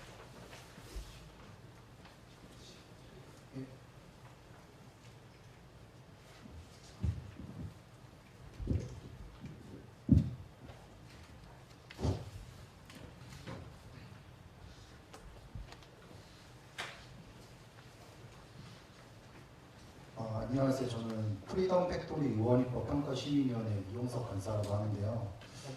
예. 그 하이에크를 비롯한 그 오스트리아 학파에서 그 가격이라는 요소가 좀 정보 전달이나 아니면 사람들의 경제적 의사결정이 반영된 중요한 요소라고 하지 않았습니까? 그럼 오스트리아 학파와 달리 그 케인즈 학파에서는 그 가격을 어떠한 관점에서 바라봤는지 한번 말씀을 드려보겠습니다. 글쎄요, 케인즈 학파라 그러니까 참 어려운데요. 그러니까 경제학을 배웠기 때문에 아담 스미스부터 해서 쭉 배웠기 때문에 마샬이 특히 그 수요 탄력성이며 그다음에 그 수요 공급 곡선이며 이런 것들을 지금 원론책에 있는 많은 부분이 알프레드 마샬에서 나왔고 틀림없이 케인즈는 그 밑에서 공부를 했던 사람입니다. 그래서 그걸 모르지는 않는 것 같고요, 가격을. 근데 거시적인 현상, 그러니까 아까 여기 보시면 애니멀 스피릿이라고 그랬는데, 그러니까 인간의 이거 심리적 스윙, 충동 이런 것들이 더 지배하고 있기 때문에 그런 것들은 별 의미가 없다. 그게. 가격의 기능이 의미 없는 수준으로 가요. 그게 지배를 한다는 식으로 얘기를 하고 그 심리가 근데 사실 우리가 사람들이 또 위험에 대해서는 굉장히 또 불안해하는 심리가 있기 때문에 또 애니멀 스피릿 이제 왜 그러면 그런 심리가 불붙게 됐느냐 이런 건 또 케인즈가 따로 설명을 안 하는 것 같고 근데 가격이라는 것에 들어가서는 이제 특별히 이자율 같으면 이자율에 대해서는 말하자면 이자율의 가격 기능을 인정을 안 하는 거죠. 시그널 오스트리아에서는 이자율이 뭐냐면 이자율이라는 게 현재의 화폐랑 미래의 화폐 미래에 지불하겠다는 약속을 사람들이 돈이면 똑같이 돈이 아니라 오늘의 1,000원이냐 그게 내가 쓸 수 있는 1년 후의 1,000원이랑 다르게 못 나가고 그다음 그것 사이에 교환 비율이 있다. 이게 이제 이자율이라고 생각을 하는 거고 케인즈는 뭐 이자율 같은 거 심리의 그거기 때문에 이자율이 기능별로 할 것 같지 않다. 뭐 이런 생각을 갖고 있는 것 같아요. 그런 점에서 이자율은 그런데 나머지 가격 일반적인 어떤 상황에서의 가격은 케인즈도 글쎄 마샬을 공부한 사람이라서 원론 우리가 아는 원론 수준의 생각은 당연히 갖고 있었지 않을까 그런 생각입니다. 제가 케인즈를 자신 있게 대답할 정도로 깊이 케인즈를 몰라서 이 정도 답변이 되는지 모르겠어요. 예. 질문이 많이 나올 줄 알고 저는 좀 참으려고 했었는데 제가 지금 고민하고 있는 부분을 말씀드리는 게 뭐 답이 있어야 된다 이런 건 아니고요. 저는 이제 공직에서 한 오랫동안 근무를 하고 지금 밖에 나와 있는데 우리 헌법이 기본적으로 자유민주주의를 이제 이념으로 하고 있고 그래서 요즘 보면은 자유민주주의가 결국은 개인의 어떤 생명 또 재산권을 지켜주기 위해서 국가의 어떤 역할을 아주 제한하는 거죠. 그 대표적인 이제 글이 지금 이 노예 이걸로 되는데 실제 제가 정책을 다뤄본 입장에서 보면은 예를 들면은 이게 뭐 비견한 예가 될지 모르겠습니다만 이제 저출산 고령화 사회다. 그러면은 저출산이라는 게 전적인 개인 문제죠. 이 국가가 개입할 이유가 하나도 없다. 하지만 현재 우리 정부는 그 육아 문제, 또 여성의 일자리 참여, 뭐 여러 가지 이런 각 부처에서 이런 쪽에 이제 정책을 개발하고 있습니다. 그러면은 이 하이에크의 이런 자유주의, 개인주의에 그대로 입학을 한다면은 지금 정부가 쓸데없는 일을 하는 게 아니냐 이렇게 볼 수 있는데 그래서 제가 이제 고민을 하다가 독일의 이제 반영론 좀 헤겔의 어떤 국가주의를 좀 또 공부를 해봤어요. 헤겔도 사실 근본적으로 자유주의 철학자고 기본적으로 어떤 개인의 자유와 인권을 존중하는 그런 철학자인데 그 결론을 어떤 이제 국가주의로 이렇게 나와가 그 이후에 히틀러가 여러 학자를 죽인 것 같아요. 결과적으로 보면은 참 좋은 이런 철학자들을 이 히틀러의 파시즘에 의해서 여러 사람을 희생을 시켜버리니까 지금 세계사적으로 정치사상사로 봤을 때 독일의 관념론 이쪽은 특히 공산주의가 몰락을 하고 하니까 많이 냉기를 받고 있고 상대적으로 앵글로색슨의 어떤 사상 존 러브주의라든지 어떤 최소 정부를 주장하는 이런 게 기본적인 사조로 되어 있는데 현실적으로 제가 정책을 다루는 입장에서 자 그러면은 저출산 정책에 대해서 국민들의 세금을 이렇게 세우고 법을 만들고 자리 제도를 만드는 게 과연 이게 정부가 할 일이냐 아니냐 하는 이런 부분에 대해서 좀 고민을 많이 하고 그래서 오늘 혹시 어떤 단초라도 들을 수 있을까 싶어서 지금 그 질문 참 아까 그 우리가 정책을 얘기할 때도 아까 그 인간 존엄성 얘기할 때 구체적인 뭔가 개개인의 문제로 봐야 실제 그냥 인간의 존엄성의 의미를 실제로 이제 어떻게 닿는지가 좀 나온다는 말씀을 드렸는데 그건 마찬가지로 이제 실제 그러면 정부에서 하는 여러 가지 정책들 예를 들면 저출산 고령화를 말씀해 주셨는데 실제 이제 같이 우리가 이제 반증이기도 한다. 우리가 그런 부분에 대해서 좀 이상하다고 느끼지 않는 게 많은데요. 그게 한편으로는 우리가 개인주의 내지는 자유주의적인 사회가 아직 아니어서 그렇다는 증명.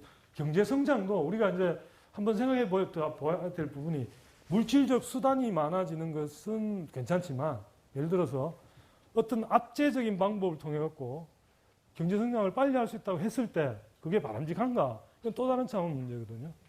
예를 들어서 좀 심하게 얘기해서 일이 지금 창의적인 그런 게 아니라 간단한 어떤 일이 있는데 그거는 노동 강도만 높으면 생산이 높아진다고 했을 때, 그런 종류에 있다고 했을 때, 그 생산을 많이 하기 위해서는 어쩌면 강력한 퍼니쉬, 그러니까 너 얼마까지 못하면 뭐 매질 몇 대 뭐 이런 식으로 하면 더 잘 될지도 몰라요. 그렇지만 물론 그게 항상 잘 되는 건 아니지만, 그래서 그 지금 말씀하신 그런 구체적인 문제, 그러니까 그렇다고 보면 그 출산 문제도 사실 개인의 선택인데, 그게 개인이 생각해서 그게 애를 예를 들면 많이 낳도록 억지로 자꾸 유도를 하는 게 바람직한가? 개인의 선택이 아닌 다른 걸로. 그건 충분히 우리가 생각해 볼 수 있고, 그거에 대한 의문을 지금 가지셨다는 것에도 저는 대단히 저 나름대로 생각을 많이 하셨기 때문에 가능하다고 보고요. 그 다음에 그런 점에서 실제로 또 그게 그러면 그게 그 문제가 예를 들면 그런 정책으로 해결되느냐 그 문제가 또 하나 있는데, 누가 그런 말씀하시던데 이제 세상에 이제 교육의 자꾸 이제 싼 교육비를 반값으로 하겠다고 자꾸 할수록 실은 누구나 그 수월성에 대한 욕구가 있는데, 자기 자식에 대해서. 그러나 그게 드러나서 좀 혹시 잘못됐을 때 그건 또 싫고 한 그런 이중적인 부분이 같이 있는데, 교육에는. 그걸 솔직히 인정하지 않으면 또 평준화된 그것만 받고 마느냐, 학부모들. 이게 아니잖아요. 또 뭐 학원이고 뭐 또 다니잖아. 그 수월성에 대한 욕구가 있으니까. 그러니까 그런 말하자면 돈을 들여서 하는 자꾸 비슷하게 만들어서 막 가는 그런 것들이 문제가 있듯이 저출산 그것도 그렇게 예를 들면 교육 환경이라는 게 돈 많이 들고, 그래서 나름대로 자기가 생각하는 이 애들한테 최소한 이 정도는 시키면서 해야 되겠다는 판단이 있어서 애 수를 이렇게 결정하는 건데, 거기다가 인구수가 어쩌니까 뭐 돈 더 얹고 뭐 어쩌고 해갖고 그거 하는 게 좋은 건지 여부는 충분히 다시 그러니까 두 가지 차원에서 바람직한지 어떤지의 문제, 첫 번째. 두 번째, 그렇게 했을 때 실제 그러면 더 잘 될 것인가? 사람들이 아니면 오히려 억지 춘향교육으로 돈 줘준다고 해야 나왔으니까 약간은 이거 더 악착같이 키울 생각 별로 없으면서 나왔을 수도 있고, 그랬을 때 그게 더 나을지 뭘지, 그건 굉장히 쉽게 더 나은 뭐가 될 거라고 말하는 건 너무 쉬운 결론일 수 있다고 생각을 합니다. 개인적으로. 저도 답을 갖다가 잘 못하겠네요. 이 정도로 마치겠습니다. 예. 굉장히 좋은 질문과 좋은 답변을 드릴 수 있었는데요. 이에 대해서 저희 자유경제원의 권혁철 자유기업센터 소장님께서 한마디 더 설명을 좀 드리려고 한다고 합니다. 네. 아니, 저도 이 문제를 좀 생각을 좀 하고 있었기 때문에 말씀을 드리는데요. 우리 간단히 이렇게 생각하면 될 것 같아요. 정부가 개입해야 되냐 말아야 되냐 그 관계가지고, 우리가 한 20년, 30년 전에 우리 애기 낳지 말라고 하지 않았나요, 정부가? 근데 지금 와서 애기 많이 낳았거든요. 많이 낳으라고. 근데 앞으로 한 20년은 애기 낳지 말라고 그러더라고요. 이게 하이에크 얘기가 치명 자만이 아니냐는 거죠. 정부가 뭘 알고 있냐는 겁니다. 그러니까 알고 하는 건지, 아니면 남들도 하니까 우리도 한번 해보자는 건지. 앞으로 한 10년, 20년은 아마 또 한반도 땅에 넘친다고 하면 애를 낳지 말라고 그럴 거란 말이죠. 그러니까 이 부분이 바로 하이에크에 대한 치명적 자만이 아니냐, 이렇게 생각을 합니다. 네, 권 박사님 감사합니다. 예. 예. 네, 안녕하세요. 저는 박정훈이라고 합니다. 지금 말씀하신 부분 관련해가지고 보면 저출산 고령화라는 것이 선진국들한테 나타난 보편적인 현상이라고 봅니다. 예전에 그 기원 전후에 아우구스투스 시대에도 법을 뭘 만들었냐면 여자가 30살 되도록 결혼 안 하면 처벌합니다. 애를 안 낳아도 처벌해요. 그건 뭐냐면 이미 아우구스투스 시대에는 쫙 유럽을 다 정복을 해가지고 로마 사람들은 너무나 부유하게 사는 거예요.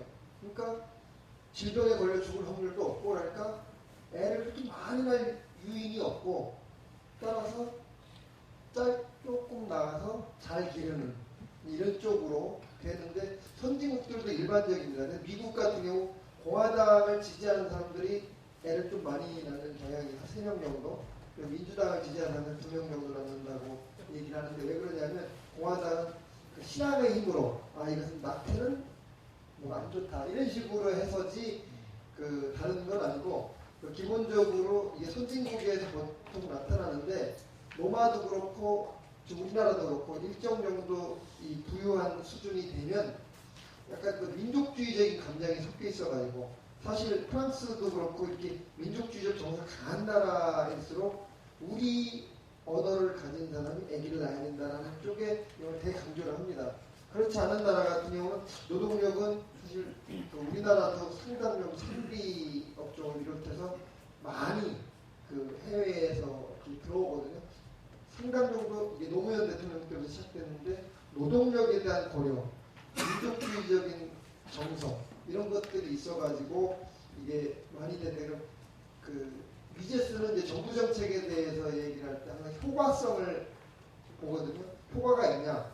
사실 우리나라가 돈을 많이 퍼붓는데 1.1 몇 명에서 지금 한 1.2명 정도로 늘어났다고 해요. 그러니까 이게 효과는 그것도 있다라고 이제 선전하는데 크지가 않다는 것이고 또 이제 이건 고령화에 대한 그 대응이 잘 된 것이긴 하지만 예전에 우리 그 속담에 무사식 상팔자다. 국민연금이나 이런 게 잘 되면 사실은 자식을 낳아가지고 자식 기르는데 막 돈 써먹고 그 다음에 그 어느 정도 돼가지고 내가 사업한다 뭐 한다 해서 부모들이 모았다고 다 긁어가고 그러다가 나중에 가난하게 사는 것보다 그냥 뭐 아니 뭐 내가 버는 거 그 저축이나 연금으로 해서 잘 살지 뭐 이런 게 있다고 해요. 이게 의식의 변화인데 각 개인의 경험과 관련해서 그래서 저는 그 이런 것들이 한편으로 우려된다라는 측면은 분명히 있고 정부가 출산을 장려해야 된다는 것도 그 저는 적절하다고 보나 그 수단 자체가 효과가 있느냐 이거는 그 효과가 그렇게 크지 않다.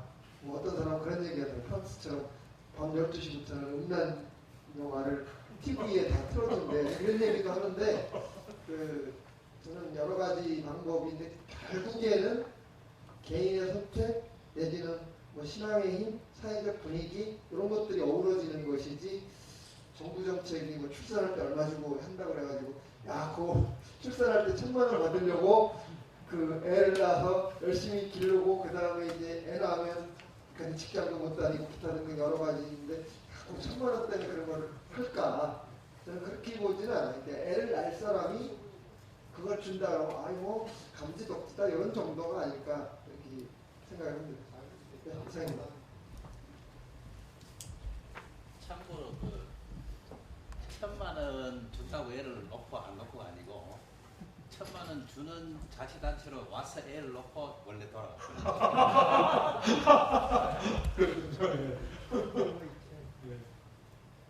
예, 강원대학교 서학교육과 홍락기라고 합니다. 예, 그 하이에크의 그 철학의 핵심 중에서 그 법치보다 민주주의를 중시하는 것이 오류라고 하셨는데 지금 한국이 80년대 이후 민주화가 되면서 그 법치주의보다 민주주의가 지금 우선이 되고 있다고 저는 생각을 하는데 이거에 대해서 그 박사님은 어떻게 생각하시는지에 대해서 묻고 싶고 그거에 대해서 어떤 방향으로 한국이 가야 될지. 되게 참 큰 질문이고 어렵습니다. 저한테는 어려운데 일단은 저는 그 역사적으로 볼 때는 많은 생각을 뭐 많이는 못 해보고 그 부분에서 결론을 내기 위한 많은 연구는 안 해봤지만 제 짧은 이제 역사적 경험에 대한 걸 보면 결국 왕들이 그런 이론도 가능하거든요. 예를 들어서 경제학자가 이런 식 이야기도 가능해요. 민주주의 혹은 그 정권이 계속 교체되는 것보다 한 사람이 계속 지배자가 통치자가 혹은 독재자가 있는 게 더 좋다 경제적으로. 왜냐? 그 사람은 단기에 그러니까 임기 중에 뭘 한 자리 자기가 있을 때 뭐 눈에 보이는 성과를 내든지 아니면 뭐 나쁜 사람 같은 자기가 뭘 자기 인마이 포켓을 하든 뭐 그런 거 하기 쉬운데 반해서 그 국민을 마치 자기의 좀 심하게 얘기하면 자기 재산처럼 생각하는 누구는 왕이라면 그 사람이 건강하게 잘 살아야 또 수입이 계속될 거기 때문에 길게 볼 거다 이런 주장도 가능하지만 그러나 현실적 역사에서는 왕들의 그러니까 인간의 괴팍함이나 그 바뀔 수 있는 것들은 그 사람이 그게 의존하기에는 너무 그렇다기가 그게 법치가 아니기 때문에 결국 왕이든 국가든 누구든 혹은 그게 민주주의든 법치라는 것도 다수결로 할 수 있는 게 있고 없는 게 있고 그런 생각이 있기 때문에 그러나 민주주의라는 방법 자체로 이게 그런 종류의 예를 들면 우리가 통제할 수 없는 어떤 인간 자연도 아니고 인간인데 인간이 왕이 뭐 갑자기 자기 명예를 위해 가지고 자기 좀 과시하기 위해서 전쟁에 참여하거나 뭐 또 뭘 하거나 이런 일은 민주주의가 되면은 훨씬 더 적어지는 게 아닌가. 일단은 그렇게 생각하고 그게 또 실질적으로 뭘 보장할 수 있는 사람들이 사는 곳이기 때문에 한 번씩 그러니까 총알 없는 전쟁을 하는 그런 의미에서 총알 대신에 참 투표함이라 그래요. 벨럿 분립 대신에 벨럿인가 뭐 그런 말 하잖아요. 그런 의미는 충분히 있다고 생각을 합니다. 그렇기 때문에 민주주의도 그런 그러니까 법의 지배의 원칙에 맞게 잘 그러니까 그게 원래 누구나 어떤 형태의 권력이든 민주주의든 왕이든 누구든 이제 법치로 잘 제한이 되는 그런 사회가 바람직한데 지금 이제 민주주의라는 이름을 이용해서 이제 자꾸 마치 뭐 그게 더 잘 되는 것처럼 자칫 잘못된 방향으로 이제 선동한다 그러네요. 오도하는 그런 것들이 일부 있어서 문제라고 생각을 하는데 그래도 그런 건 일부고 역시 그래도 아까 선생님 말씀하셨던 것처럼 그런 어떤 제한이란 아직 우리가 그런 훈련이랄까 습득이랄까 이런 부분은 어느 분이 그러시던데 미국 사람들은 참 좋겠다고 그러더라고요. 왜 그러냐 그랬더니 미국 역사를 배우면서 그거 자연스럽게 헌법이 어떻게 나왔고 그게 이제 그게 제한하는 권력 어떤 식이고 그게 그 다음에 세금이며 이런 문제 의식을 자연스럽게 다 배우는데 우리는 역사 배우면서는 그런 걸 배울 기회는 없고 어느 날 갑자기 투표도 해야 되고 세금도 내고 이게 그런 이야기를 하던데 저는 한 그 정도 생각을 갖고 있습니다. 그래서 민주주의라는 현실적 문제를 또 다른 방법이 없어서 결국은 완전 합의의 이상을 가지는 거 아니에요. 민주주의라는 것도 완전 합의. 그게 잘 현실적으로 안 되니까 다수결인데 방법이 없어서 그런 정도까지는 제가 인정을 합니다. 옛날에는 그것보다는 더 좀 경제적인 시장에만 원리에만 그 생각을 많이 하다가 최근에는 현실적으로 어떻게 할 거냐는 문제에 부닥치니까 제 생각에 그거 말고 별 생각을 해봐도 별 뾰족한 방법이 없는 것 같아서 그러니까 그런 존중을 해주는 의미에서 다른 방법이 없어서 그걸 하되 그러나 법의 제한을 민주주의든 권력자 누구든 그걸 받을 필요가 있다. 이렇게 이해하면 좋을 것 같아요. 예, 이 정도로 마치겠습니다. 예. 저는 일본 와세다 대학교에서 공부하고 있는 2학년 김준희라고 합니다. 네. 지금 이제 저는 솔직히 공부가 짧아서 하이에크 이런 거에 대해서 자세히 알지는 못하는데 이 자유주의에 대해서 좀 여쭤보려고 지금 질문을 드리고 싶은 게 있는데 이제 제가 개인적으로 생각한 거는 이러한 여러 이론들이 하이에크라든지 아니면 케인즈 이런 경제 이런 게 궁극적으로는 이제 저희 개개인들이 살아가는 사회를 유지시키고 이제 보존하려는 그런 과정 중에 생긴 하나의 이론이라고 생각을 하는데요. 근데 이제 그러면 이제 여기 지금 자유주의에서도 지금 제가 읽어보니까 이제 여기서 중요한 거는 여기서 이제 말하면 남이 강요해서 한 자산이 무슨 도덕적인 의미가 있겠는가? 강제 징수된 세금으로 벌이는 복지 정책은 강제된 자산이기에 비도덕적이다. 이제 이러한 글을 읽고 느낀 게 그러면은 여기서 지금 말하는 포인트는 이제 선의로 이렇게 행해진 자산이 아니면은 이렇게 복지나 이런 게 무의미하다라는 거를 주장하고 있고.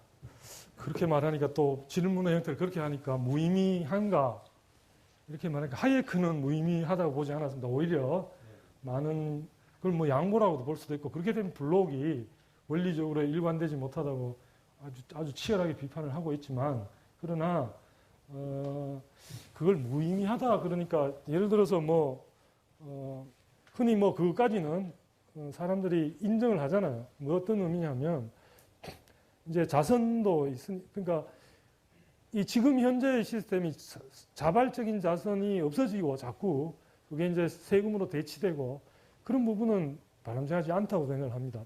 그러나 우리가 이제 흔히 이제 법 앞의 평등이란 말은 쓰지만 이제 구체적으로 들어가 보면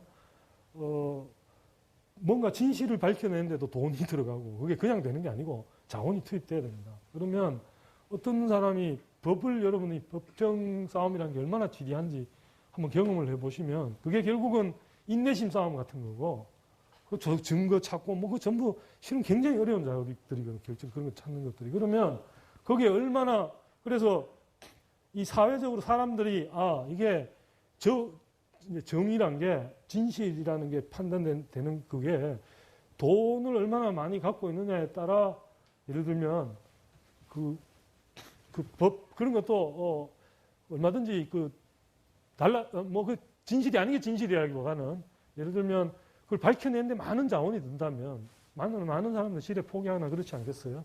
그래갖고 최소한의 무슨 제도 같은 거 두고 그런 것들은 제 생각에는 이제 나름대로 필요한 거라고 생각을 하거든요. 그래서 그런 차원의 이제 제가 생각하기에는 복지라든가 이런 거는 의미가 있는데 그게 아니라 마치 흔히 근데 복지라는 현대판 복지는 대부분 이제 제가 읽어본 자유주의로의 초대라는 책에 의하면 그게 정치 상품으로 등장한 게 다 개인들이 살 수 있는 실현 중산층들을 위한 것들 뭐예요? 교육, 의료 서비스 이거는 그냥 개인들이 그냥 돈 주고 사면 보육도 이거 사실은 가만히 생각해 보면 옛날 자기가 전부 다 대부분의 사람은 자기가 어머니가 길렀지 무슨 뭐라 그러나요? 유모라 그러나요? 그런 거 들을 수도 있는 사람이 거의 극소수였잖아요. 그런 서비스들. 그걸 자꾸 이제 실은 이제 돈이 많이 들기 때문에 중산층이 원하는 것들 자꾸 정치 상품화 시키면서 문제가 그런 생각을 갖고 있습니다. 이게. 그런데 이제 그런 복지 상품들이 지금 이제 포퓰리즘으로서 이렇게 많이 제시가 되고 그 중에 되게 경제성이 솔직히 없는 것도 있다고 생각은 되는데 이제 이렇게 사회 구성원을 보면은 이제 돈이 많은 사람, 중산층, 그 다음에 돈이 없는 사람 이렇게 나눠져 있잖아요. 근데 이제 지금 제가 최근에 읽은 책 피케티의 캐피탈리즘이라는 데도 보면은 이제 인간이 노동력으로 자본을 버는 속도보다 자본이 자본을 끌어들이는 속도가 더 이제 훨씬 빨라지고 있기 때문에 이제 자본에 자신의 시간을 낭비하지 말고 그 외의 것에 투자를 해라 이런 좀 위주의 내용의 책이었어요. 근데 그러면 이제 지금 여기 자유주의에서는 정부가 이런 데 개입하면 안 되고 모두가 이제 개인의 자유를 무조건 존중해 줘야 된다라고 말하잖아요. 근데 또 개인은 결국에 사회 안에서 기업이라든지 그런 어떤 사회 집단의 그런 다른 집단에 또 소속이 돼 있고 그러면은 이제 20세기 초반처럼 아니면 19세기 이제 후반처럼 이렇게 그런 자본가들에 의해서 이제 노동가들이 착취를 당하지 않을까. 이제 그러니까 지금 이제 착취라는 말은 일단은 이제 우리 이제 오스트리안들이 보기에는 착취라는 말이 들어가기 위해서는 어떤 부등가 교환 서로 누구는 득을 보고 그만큼 누구는 손해를 봐야 그렇다는 생각인데 이제 일반적인 경제학에서는 서로 자발적인 교환을 할 때는 서로가 득이 된다고 생각해서 자발적으로 하는 거기 때문에 그게 무슨 착취는 아니고 다만 지금 말씀하신 그 부분 자본이 더 많은 돈을 노동이 벌릴 수 있는 것보다 사실 문제를 생각해 보면 사실 핀 공장 그 사례도 핀 만드는 그걸 분업화해서 그 기계들을 활용하고 그러면 20배 이상 그냥 생산성이 높아지잖아요. 그만큼 또 돈을 벌 수 있다는 이야기고. 그런데 또 이게 이제 사실 자본제와 결합하기 때문에 노동자도 자본이 많아지면서 동시에 자기가 경제학에서는 결합해서 생산할 때 자기가 쓰는 물건이 많으면 물건이 좋은 거면 단위당 더 많은 생산을 할 수 있기 때문에 노동자도 같이 득을 보게 돼 있습니다. 그런데 이제 그 속도, 아까 말씀하신 대로 속도의 문제로 들어가면 충분히 어떤 사람은 굉장히 빨리 버는데 나는 뭐 그냥 아예 자본 하나도 없이 시작해서 얼마 없다 버는 속도, 그 이야기는 충분히 가능한 것 같고, 사실 거기에 대해서는 어떤 답을 내기가 일단 원리적인 답. 그러니까 지금 말씀드린 거는 원리적으로 한번 생각을 해보면 사람들은 각자 타고난 것, 부모로부터 물려받은 것, 지능, 건강, 뭐 천차만별로 다 다릅니다. 그리고 겉보기에는 그리고 잣대를 하나의 기준, 예를 들면 저 사람 건강이면 건강, 무슨 아니면 IQ 테스트, IQ 뭐 그것만 갖고 얘기할 수도 없는 거고, 뭐 하버드에서 학생들을 조사해봤더니 뭐 부모가 부자인 것보다 부모가 괜찮은 말하자면 공부도 많이 하고 뭐도 한 그런 부모이길 바라는 학생 수가 더 많다고 나왔다 그러더라고요. 그건 또 그래서 기준에 따라 다 다르기 때문에 실은 그걸 할 수 있는 그건 다르게 말하면 거기에 그런 얘기가 나와요. 너무 뛰어난 사람의 뇌는 천천히 움직이도록 좀 이렇게 시기가 좀 천천히 회로를 좀 천천히 돌게 하고, 잘생긴 얼굴에는 좀 이렇게 상처도 좀 내주고 뭐 이렇게 그렇게 누가 그런 기준을 만들어내는 게 불가능하기 때문에 원리적으로 지금 말씀드린, 그러니까 편의적으로 사람들이 막 거기에 대해서 막 불평이 많고 그러면 편의적으로 때에 따라 뭐 조금씩 하는 그런 거 가능한데, 원리적으로 어떻게 해야 되는지는 사실은 답을 저는 아직 모르겠어요. 그 답을. 그리고 피킷이라는 사람이 결국은 말하자면 사람들마다 다 다르게 가진 부분에 대해서 지금 얘기를 하는 것 같은데, 그거는 그럴 수도 있는데 또 다른 측면도 있어요. 뭐냐면 시장에서 돈을 벌기가 무지무지 어려워요. 왜냐하면 시장은 자발적, 그러니까 무슨 남이 갖지 못한, 남은 아무도 모르는데 자기만 예를 들면 어떤 그 힘을 가진 세력이 어디를 특별히 개발하기로 정치적으로 딱 계획을 해놓고 너 어떻게 하라 이렇게 하는 거는 돈을 벌기가 쉬워요. 그렇지만 그게 아니라 남보다 먼저 그 어떤 소비자들이 더 이런 걸 좋아할 것 같다고 그 예측을 하고 실제로 그런 걸 만들어내는 경쟁으로 해서 돈을 벌기는, 그게 단순히 자기가 은행에 돈을 예금 계좌를 그 액수가 높다고 해서 그렇게 또 간단한 문제가 아니거든요. 그거는. 그래서 지금 이제 그 부분들은 제가 아직 피키 책을 읽어보지를 못해서 이제 그 정확하게 대응을 하긴 좀 어려운데, 일단은 말씀을 하신 걸 들어보니까 저는 이제 그 양반은, 그러니까 그거는 실은 아까 그래서 지금 드리고 싶은 말씀은 부익부 빈익빈이 어쩌면 큰 부를, 아주 엄청난 부를 쌓을 수 있기는 봉건 시대나 전 자본주의 시대의 귀족과 그 일반 사람들의 그 생활의 차랑 지금을 비교해 보면 심지어 공산 사회주의를 꿈꿨던 그런 세계랑 지금 우리 일반 시장, 그 격차는 오히려 그런 게 권력이라든가 다른 걸 이용해서 할 수 있는 부쌓기가 가능하지 않는 데서 더 오히려 기회가 있는 거 아닌가. 저는 이 변화의 기회가 그런 예. 네, 안녕하세요. 덕천대학교에서 공부한 박정호라고 합니다. 일단 소장님 강의 잘 들었고요. 이제 제가 질문하고 싶은 분야는 이제 지난해 5월 3월에 이제 박근혜 대통령 주재로 해가지고 이제 대한민국의 수많은 규제들 중 이제 각종 규제들을 철폐하겠다는 그런 논의를 국회에서 한 걸로 알고 있는데, 이제 소장님께서 제 생각에는 지금 가장 먼저 철폐해야 될 규제가 제 생각에 이제 가격 규제라고 생각을 합니다. 이제 예를 들면 이제 그 사교육 시장에 대해서 일단 다들 아시겠지만 그게 딱 들어가면 이미 오히려 더 그 암시장이 더 형성되고 약간 그런 문제 때문에 가격 규제를 가장 먼저 철폐해야 된다고 저는 생각을 하는데, 소장님께서는 지금 현재 수많은 규제들 중에 어떤 규제를 가장 먼저 철폐해야 된다고 생각하시는지.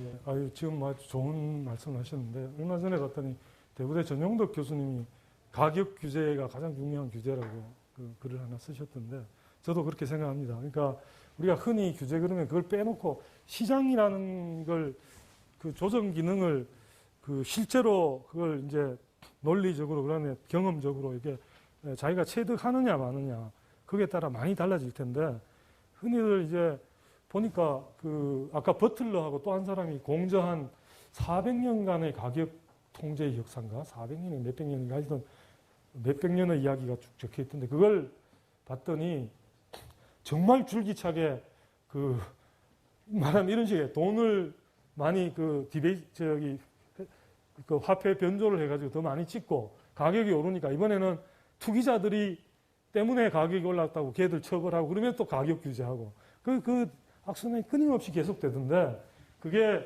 굉장히 뿌리 깊은 거라서 그게 쉽지 않을 겁니다. 더군다나 당장 이제 뭐 어찌됐든 간에 당장 지금 내고 있는 사람들이 뭐 반값으로 해주겠다는 등 뭐 그러면 그 사람들이 뭐 솔깃하는 건 사실이기 때문에 그래서 그런 종류 근데 이제 시장이라는 게 사람이 비싸면 적게 사는 그 원리적인 게 있으니까 그 다음에 또 가격을 억지로 통제하면 두 가지 중에 하나가 따라요. 질이 나빠지든가 아니면 물건이 귀해지든가 가격을 낮게 통제를 하면 그런 식이 되기 때문에 제 생각에는 가격 규제야말로 첫 번째고 그걸 과감히 할 수 있느냐 없느냐 당장 그 말썽 많이 되고 있는 기업 한전 요금부터 시작해서 뭐 온갖 것들 당장 농민들 표가 얼마인데 예를 들면 어디 농촌에 말만 하는데 실제로 잘 하기가 쉽진 않아요.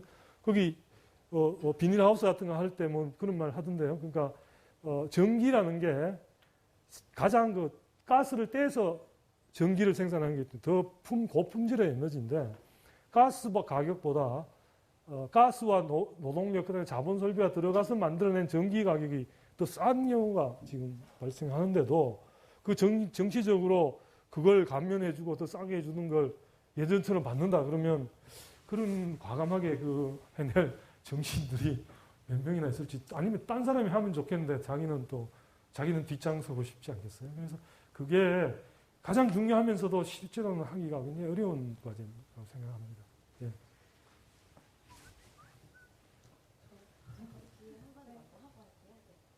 안녕하세요. 저는 싱가포르 국립대학교에서 공부하는 유하연 학생인데요. 싱가포르에서 살아서 싱가포르 약간 사회주의에 더 가까운 쪽이라서 자유주의에 대해서 굉장히 흥미롭게 나왔어요. 근데 제 질문은 박사님이 생각하실 이 자유주의가 모든 국가에게 적용될 수 있는지를 질문하고 싶거든요. 그래서 어떤 국가마다 특징이 다르잖아요. 그래서 과연 어떤 국가들이 이런 자유주의라는 특권을 누릴 수 있는 상황이 있는지 질문을 드리고 싶었습니다. 싱가포르의 경우는 이제 나라도 작고 인구도 적고 자원도 없기 때문에 사람들에게 자유를 준다는 것은 굉장히 위험한 일일 수도 있거든요. 그래서 박사님이 이런 나라도 자유주의를 이룰 수 있는지 과연 그게 가능한 일인지 여쭤보고 싶습니다. 감사합니다. 예. 싱가포르 제가 살아보지 않고 또 그걸 잘 모르는데 그 체제에 대해서는 자세히는 모르는데 근데 제가 생각하기에 아까 사회적인 사람이 습득한 게 저는 옛날 얼마 전에 육경수 여사가 돌아가셨을 때 국모가 돌아가셨다 그러면서 많은 노인분들이 그러셨어요. 그건 국모 아니잖아요, 사실. 왕조 체제가 아닌데. 근데 그런 표현을 언론에서도 썼어요, 그거를. 언론에서도. 그래서 그런 식으로 그걸 보면 그런 것들이 한꺼번에 변하지 않기 때문에 아마도 어떤 면에서는 그런 말하자면 그 사회의 사람들이 갖고 있는 공통된 어떤 부분이 어느 정도 존재한다고 본다면 역사적인 어떤 그런 것들 때문에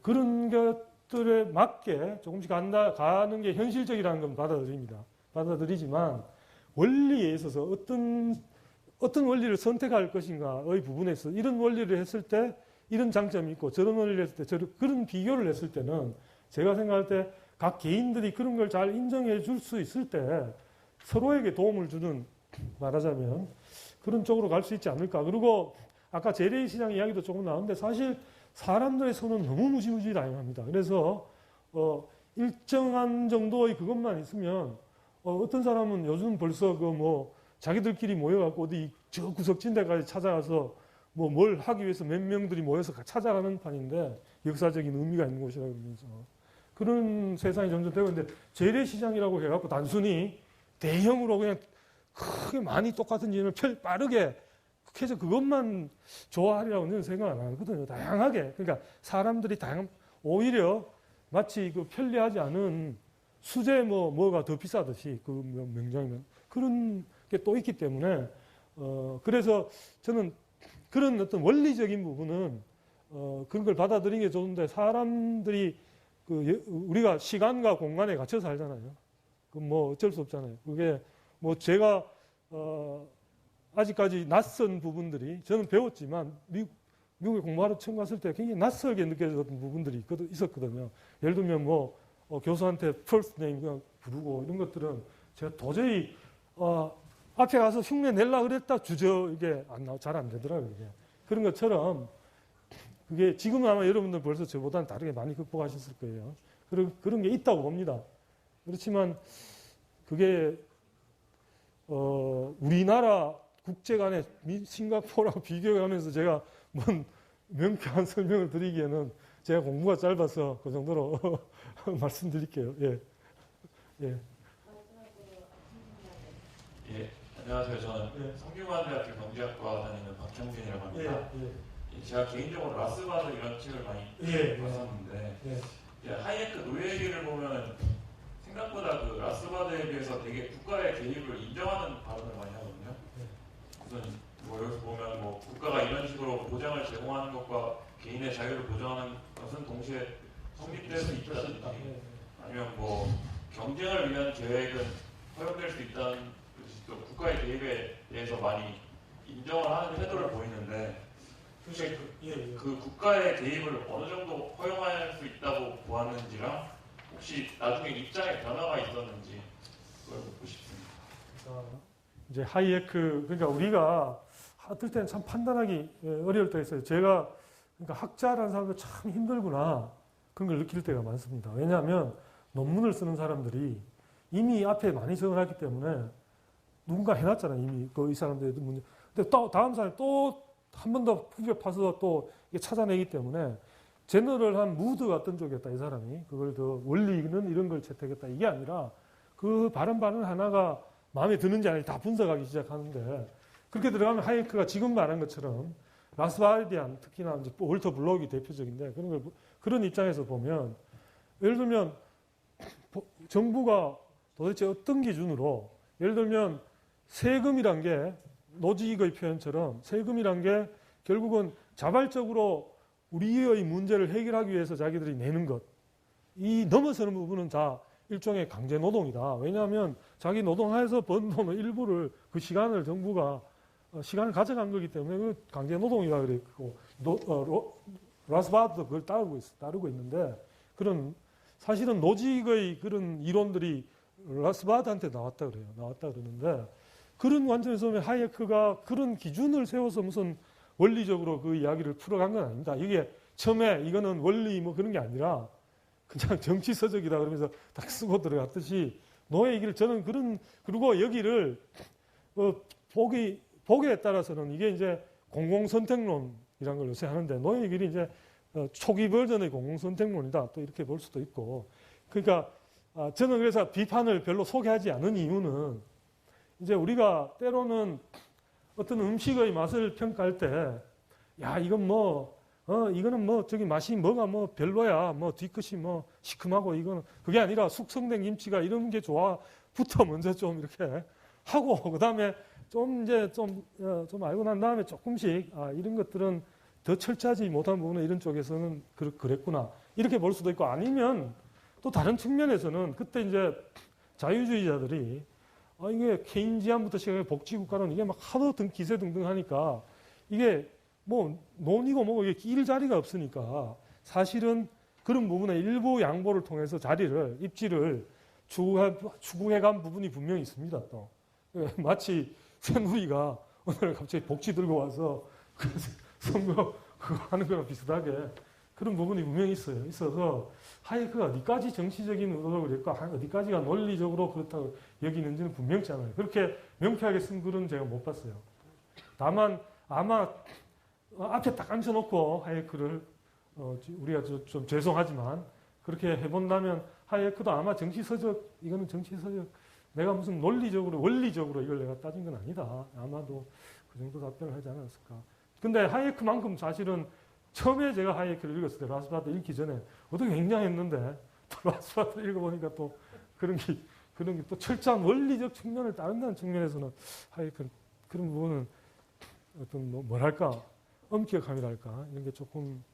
근데 사실 기준을 그 어떻게 정하겠어요? 정치 부분에. 저는 방법이 그러니까 편의라는 말을 쓸 수밖에 없는 게 그러니까 예를 들면 합의 그런 거랑 비슷한 거죠. 합의 완전 모든 사람이 만장일치로 합의를 하면 그거는 한 거랑 계약이랑 거의 같은 의미잖아요. 똑같은 계약을 쓰더라도 그거는 누구 강제는 이런 게 전혀 없는 거라고. 그런데 그게 아이디어하지만 그렇지만 공동의 문제를 어떤 형태로 해결하기 위해서 다수결이 완전히 아니라 한 명이 반대해도 안 되게 하는 게 그럼 좋으냐? 그렇게 거꾸로 물으면 그 한 명이 또 비토권을 가진 99명을 뒤집는 결과를 가져오기 때문에 그게 그렇다고 해서 또 그런 식의 그 완전 합의만 강조해서 그것만 자꾸 하면 또 그게 일이 안 될 수가 있어서 그래서 마치 그 아이디얼로서의 거하고 현실 역사적 제약 안에서 그거하고 그러니까 우리가 구별을 해야 될 게 제 생각은 역사적 정치적 여러 가지 예를 들어 스트래티직한 어떤 고려를 한 그런 글하고 원리적인 걸 철저하게 다룬 글은 좀 구별해서 읽을 필요가 있다. 저 개인적으로 그렇게 생각합니다. 예.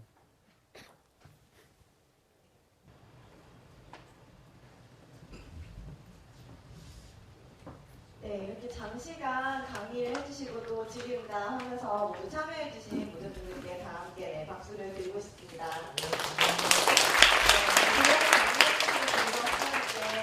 정말 감사의 말씀을 드리고요. 지금 저희가 7시 시작해서 어느덧 9시라는 시간이 지났는데 장시간 동안 자리 지켜주시면서 참석을 해주셔서 너무나 감사드립니다. 그리고 좀 저희 질의응답 요구하는 시간에서도 되게 다양한 의견이 나왔었는데요. 제가 보기에는 시민 강좌라는 것의 묘미랄까 매력이라는 거는 다양한 시민사회에서 학생부터 어르신들까지 많은 연령층에서 다양한 의견을 공유하면서 생각을 발전시켜 나가는 것이 아닌가 싶습니다. 저희 자유주의 시민 강좌 다음 달 7월달에도 첫째 주 목요일날 열리니까요. 지금 만나뵐 분들 모두 다 함께 다음 회에도 만나뵈었으면 좋겠습니다. 그럼 안전하게 귀하시길